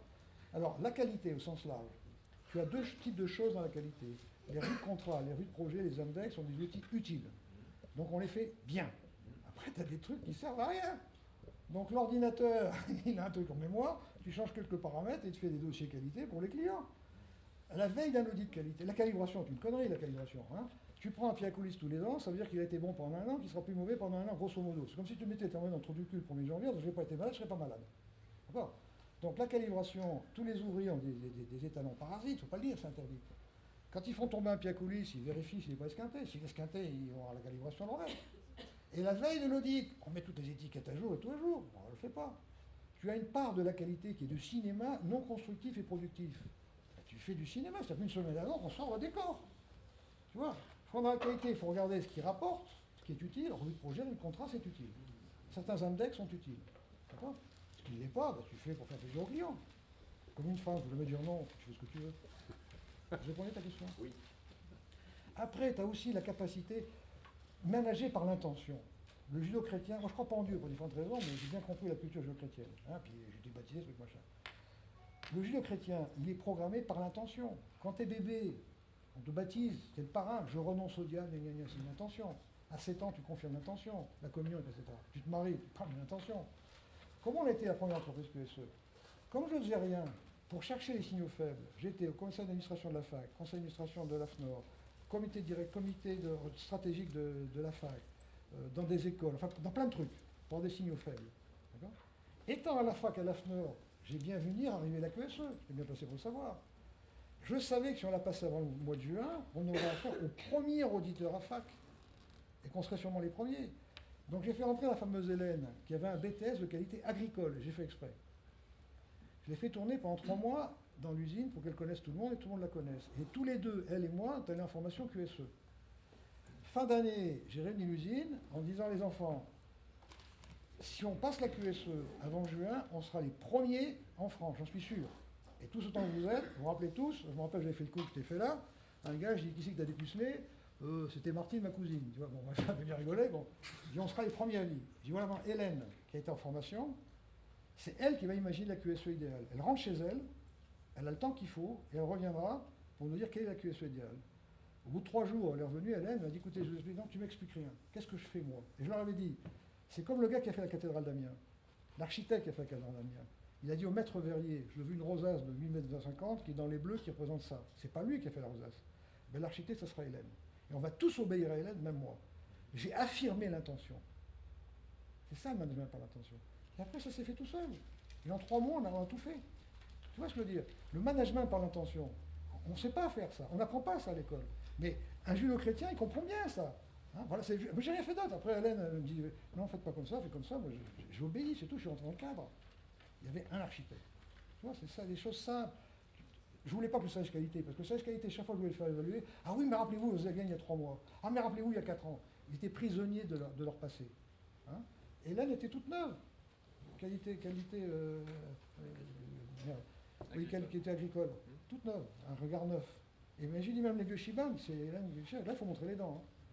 C'est un des problèmes des patrons, on n'a pas de couilles. Hein. On n'a pas de couilles, on n'a pas le courage de faire ça. On ménage tout le monde. Attends, mais qu'est-ce qu'il va dire? Non, tu balayes, tu avances, puis tu t'en sors avec des conneries comme ça. Qui c'est que t'as dépucelé? Tiens, comment elle s'appelle, celle qui a dépucelé? Tu te rappelles son prénom? Ah, hypocrite. Il y a des questions? Oui, parle fort parce que je suis un peu sourd, avec le rhume en plus. Je voulais juste faire une intervention sur le fond. Je suis d'accord à peu près avec Mais sur la forme? dit. Je trouve que là, depuis, mais c'est une explication, c'est pas une excuse. Hein. Là, je vais faire à peu près 3 interventions par semaine, depuis 2 mois. Donc j'ai tendance, si tu veux, à aller un petit peu. Qui plus est, normalement, mon numéro dure une journée. Donc sur une journée, encore une fois, ce n'est pas une excuse, parce que tu as raison, hein, c'est l'explication. Quand tu fais un numéro sur une journée, tu peux te permettre de nuancer les choses. Quand tu as 1 heure et demie pour passer des messages, mais tu as raison, encore une fois, tu as raison. Hein, j'ai tendance à caricaturer et à mettre les choses par catégorie. Hein, j'accepte le truc. Alors, j'accepte aussi ce que tu dis, de dire qu'il y a, heureusement, pas que des entreprises X, c'est aussi des entreprises Y. J'accepte ce que tu dis. Mais généralement, ce n'est pas celles-là qui me font intervenir. Celles-là, si tu veux, c'est mes émules. Enfin, c'est mes émules. C'est celles avec lesquelles on échange. Et on essaie de progresser ensemble. Mais je te remercie de tes remarques parce qu'elles sont pertinentes. Est-ce qu'il y a d'autres questions? Ou critiques, d'ailleurs. Une remarque. Je constate, derrière une présentation qui est très Un film. C'est du bon Ce sens. film a été fait par un journaliste qui a passé 1 an à Favie, dont 2 mois sans caméra. C'est pour FR3 et Planète. Et dans ce film, c'est exactement ce que tu dis. Il y a une nana qui s'appelle Martine Morel qui passe un doctorat justement pour savoir comment on évalue une entreprise. Parce qu'on ne sait plus comment évaluer une entreprise. Et à un moment donné, il interviewe et il dit, mais on croit qu'il n'y a plus de contrôle. Mais c'est pire. Parce qu'il y a un contrôle intégré dans chaque individu. Et tu verras aussi le délégué CGT qui essaie de rentrer dans l'entreprise et qui est interrogé dans sa cellule, dans son bureau, avec le drapeau de Cuba derrière lui, en Picardie, le dernier pays communiste au monde, qui dit, dans cette entreprise, le patron l'a finement joué. Il a mis en place un système d'auto-exploitation. Alors, tu as raison, le système est dur, on est là pour exploiter les gens au maximum, mais c'est le capitalisme qui est comme ça, ne rêvons pas. Comment veux-tu financer l'instituteur et les gendarmes si on commence à faire du... C'est vrai, tu as raison, je suis un salaud. Si tu compares à Keguiner, vous connaissez Keguiner? Fais venir Keguiner. Keguiner, il a 900 handicapés. Keguiner, il joue sur les mêmes ficelles. Mais lui, c'est pour réinsérer des handicapés physiques ou intellectuels dans le monde du travail, dans la vie par le travail. Et lui, c'est le village qui élit un conseil municipal, qui nomme un maire, et tous les matins, devant la cafetière, on fait le point, etc. Et Keguiner, il ne veut pas d'argent, 2-3%, parce que sa vocation, lui, c'est l'autre, c'est l'homme. Moi, je suis un salaud. Je pars du principe que l'homme est bon pour le mieux exploiter. Je suis une machine à faire du fric, je le dis dans le film. Tu as raison, mais c'est ça la vie. Tu fais quoi? T'es enseignant, toi? T'es quoi? Non, j'ai fait une école de management. Oui, mais tu fais quoi dans la vie, toi? Moi, je fais du conseil. Oui, d'accord, ok. Non, Oui, non, t'as le droit, d'accord, d'accord. Je crois que t'étais patron, tu m'avais fait peur. Non, pas cette chance. Un patron, c'est une machine à faire du fric par tous les moyens, mon pauvre J'ai fait vieux. une école de management. Mais non, excuse-moi, je te critique pas, tu as raison. Tu as raison, faut pas dire mieux, tu verras le film. Tu enverras le film à tout le monde. Si vous lui dites à lui, vous enverrez le film, vous verrez. Tu as raison, ton analyse pertinente. J'ai travaillé en usine, on nous a obligés à passer en usine. Mais tu as raison. J'ai fait de la sociologie des organisations. Tu as raison dans ton analyse, mais j'ai raison dans ma façon de faire pour faire du fric. Oui, d'accord. Donc voilà, c'est tout. Actuellement, tu ne contestes pas la finalité. Oui, c'est le moyen. Je crois qu'il faut le dire au Après, départ. Oui, tu as raison. c'est dit dans le film. Il est commercial qui fait tout ce qui est allemand. Et un jour, je m'assieds en face de François dans mon tour d'usine, qui a une petite cinquantaine, 49 ans, par là. Je dis, François, mais t'as 3 gosses, toi, ouais. T'as presque 50 ans, ouais. J'ai remarqué un truc, c'est que tu pars souvent le dimanche après-midi pour être le lundi matin de bonne heure chez Volkswagen, parce qu'ils font toujours les réunions le lundi matin. Ouais, ça t'embête pas? Non. Puis 15 jours après, je m'assieds devant François, je dis, tu te rappelles la question des 15 jours? Ouais. Si je te demandais de partir le dimanche après-midi, il dit, ça m'emmerderait. Il n'y a pas de turnover. Mes commerciaux veulent de l'or, mes leaders veulent de l'or, même en Picardie, si tu veux. Ils partent pas, pourquoi? Parce qu'ils sont libres. Mais tu verras le film. Parce que le journaliste, c'est un journaliste. Il est allé chercher l'opposant. Il a été interrogé le délégué syndical dans sa cellule. Il dit aux ouvriers, mais c'est normal que les actionnaires aient autant de dividendes? Tu verras la réponse. Tu verras la réponse. Hein, il fait de la provoque, quoi. Il fait son boulot de journaliste. Ah non. Tu verras les réponses. C'est pour ça que ce film, je le recommande parce que tu as raison, tes trucs, je suis forcément manichéen en 1 heure et demie, mais encore une fois, c'est pas une excuse, tu as raison, je vais l'intégrer. Hein. Mais ce film crédibilise ce que je dis. À l'APM, dans le temps, je n'avais pas le film. Je voyais bien que le matin, je racontais ma vie, à 2 heures, le mec disjonctait en disant, le mec, il a fabule, quoi. Hein. Et le film, c'est pour moi qui l'ai fait. Et après, on regarde des actions ensemble pour changer, tout doucement. Ne serait-ce que sortir de son bureau, arrêter les réunions qui ne servent à rien, enfin, ne faire que des réunions qui ont un objet concret, quoi. Pas la réunion 4 du lundi matin où on ne fait rien, quoi. Arrêter ces trucs-là, déjà ça, c'est un début d'action. Hein, il y a d'autres questions? Oui, madame. Et Tomachine, la Skival. Tu sais que les clés de répartition, fait ce qu'on veut. Ah ben c'est Tomachine. Alors, chaque année, les commerciaux prévoient une quantité à vendre et un prix de vente et un prix d'achat, parce qu'ils ont tout dans la tête. Avec ça, on met ça dans l'ordinateur, qui a un certain nombre de clés de répartition dont on peut philosopher, et l'ordinateur nous réactualise les taux machines en fonction du plan de charge prévu par les commerciaux. Alors ça vaut ce que ça vaut. Mais alors, en moyenne, c'est bon. C'est-à-dire que tous les 3 mois, on regarde la marge théorique qu'on doit avoir par rapport à la marge réelle qu'on a eue sur les 3 mois.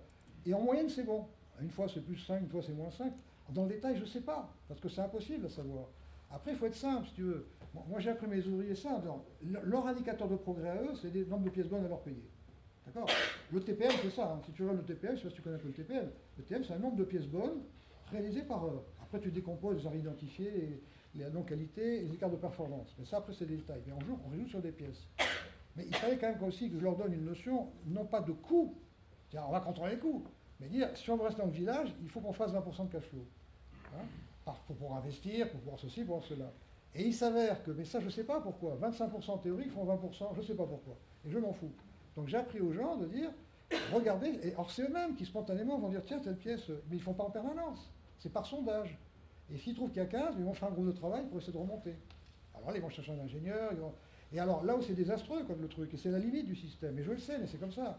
La limite du système, c'est qu'à un moment donné, tu peux faire tout le Kaizen que tu veux, tu talonnes. Alors ça, c'est le petit bonhomme de Shiva. Hein. Shiva te le dit très simplement. Il te dit, voilà, ce qu'il faut, c'est d'abord stabiliser. Tu stabilises. Hein, par les AMDEC, les trucs machin, par les CEDAC. Bon. Quand tout est stable, tu progresses par le Kaizen. Puis à un moment, tu ne peux plus progresser. Donc il faut que tu changes de métier, le troisième œil, tout là-haut. Tu vois, la courbe de vie d'un produit, quand tu as un produit au maximum, il faut que tu cherches votre produit. Ce qu'on a fait, tu as vu, contour d'eau, hein. Et il y a un moment donné, les ouvriers demandent un robot. Et pour moi, c'est une ineptie de mettre un robot. D'abord, parce que sociétalement, un robot ne consomme pas. Quand tu crées un emploi, tu crées un consommateur. Deuxièmement, les ouvriers, on a des chaînes qui sont prévues à 6 000 jours. Quand il faut, ils montent à 8 000, je ne sais pas comment. Un robot, c'est pour 5 000, il n'est pas auto-apprenant. La limite du système, c'est que, 1, j'ai pas de turnover. 2, on robotise de plus en plus. Donc on se développe à effectif constant. Et mon effectif vieillit. Hein, alors, on se rend compte aussi qu'un mec de 40 ou 50 ans qui maîtrise 30 machines sans problème, ça marche tranquillement, de façon feutrée, mais vachement efficace. Tu vois, tu mets un gamin là-dedans, il faut... Bon, tu vois ce que je veux dire? C'est vachement efficace, mais c'est un cul-de-sac. Alors, on espère que les moteurs électriques... Mais les moteurs électriques, c'est très 100 degrés, c'est très chaud. Donc, ça va être hyper robotisé pour des questions de confort. Hein. Notre problème à nous, c'est qu'on est dans ce cul-de-sac-là. Pas de turnover, une croissance, mais qui se fait par l'automatisation. Donc, je ne sais pas. Ça fait partie aussi de notre rupture à nous. On a une rupture interne à assumer. On ne sait pas comment faire. Moi, je donnais ma démission tous les 5 ans au cadre. Quand je suis arrivé, je dis je donne ma démission tous les 5 ans. Parce que peut-être que je suis le bon patron à un moment donné, mais je serai peut-être plus le bon à un certain moment. Donc je demande aux plus anciens, je reste ou je m'en vais. Je ne sais pas qui pensait quoi. Bon, ils m'ont toujours dit tu restes. On est en train d'envisager de dire aux leaders, donnez vos démissions tous les 5 ans aux ouvriers aussi. Pour créer un turnover interne. Tu vois, il est effectif que tout n'est pas rose dans le système. Encore une fois, c'est un humble témoignage d'un truc qui marche, et qui marche malgré la crise. Parce qu'il y avait 2 objections dans le temps. Dans le temps, mes copains patrons de la PM, parce que tu sais, la PM, ils sont gentils, mais ils ne font pas de cadeaux, hein, ils me disaient, quand tu vas partir, ce sera la catastrophe. Alors, je suis parti, ça va mieux. C'est Dominique qui a supprimé le service qualité. Parce que dans mon esprit, avec moi, ce n'était pas pensable. J'ai grandi dans la qualité. C'est lui qui a supprimé le service maintenance. Hein. Et puis, il fait des tas de choses très intelligentes. En 2009, où ils mettent les gars au chômage partiel, il a fait 10 000 heures de formation. Parce qu'il m'a dit, au moins, les mecs, ceux-là, se rasent et partent le matin pour aller quelque part. Plutôt que d'être au chômage à la maison. D'accord? Et ce que je veux dire par là, c'est que ce système-là n'est pas... Si c'était le système idéal, ça se saurait. Tout système, quel qu'il soit, il faut qu'il y ait plus d'avantages que d'inconvénients. Mais tu n'as pas de système qui n'a que des avantages. Et alors l'inconvénient du système famille, il a raison, c'est qu'il est hyper stressant. Tu verras le film. C'est d'autant plus dur que la dame qui arrive à 5 h du matin, elle dit, bon, et là, c'est parti pour 1800 pièces. Sachant que c'est elle qui a décidé des 1800 pièces. Parce que c'est avec le commercial, ils ont dit, merde, là, putain, on est à 1750. Il faut qu'on passe à 1800 pour garder l'affaire. C'est eux qui ont décidé 1800. Moi là-dedans, encore une fois, je le dis souvent dans mes conférences, je suis un salaud, moi. Je joue sur les bons sentiments pour faire du fric. Mais que tu veux que tu ne savais pas, c'est le système, pas judéo-chrétien, c'est le système capitaliste, j'y peux rien, on est dans ce système-là. Le système communiste ne marche pas, c'est pas ma faute, j'en ai pas d'autres, j'en connais pas d'autres. C'est une pauvre réponse que je te fais, parce que j'ai pas de réponse à te faire. Mais tu as raison, lui aussi il a raison. Mais regardez le film, parce que tout ça, les gars l'expriment dans le film. Et même pour moi, le nombre de gens, j'ai fait conférence à Hermès, mais attends, c'est horrible une usine. Et pourtant on est QSE. Tu as le gratin des usines. On n'a pas de syndicat. C'est-à-dire que tu as une ambiance qui est bonne. Tu as des gens qui. J'ai 40 au premier tour depuis 42 ans. Tu vois, j'ai pas de turnover. Et tu verras, les gens sont gentils, ils disent bonjour, sont contents. Bon. C'est une machine à faire du fric, t'as pas le choix. Hein. Je crois qu'il ne faut pas rêver. Hein. Barenton, déjà, il y a 3 ans, et en 1933, disait n'oublions pas que la société anonyme a été créée aussi pour faire de l'argent. Il y a des questions? Je suis désolé, hein, j'en ai choqué certains, mais bon. Oui.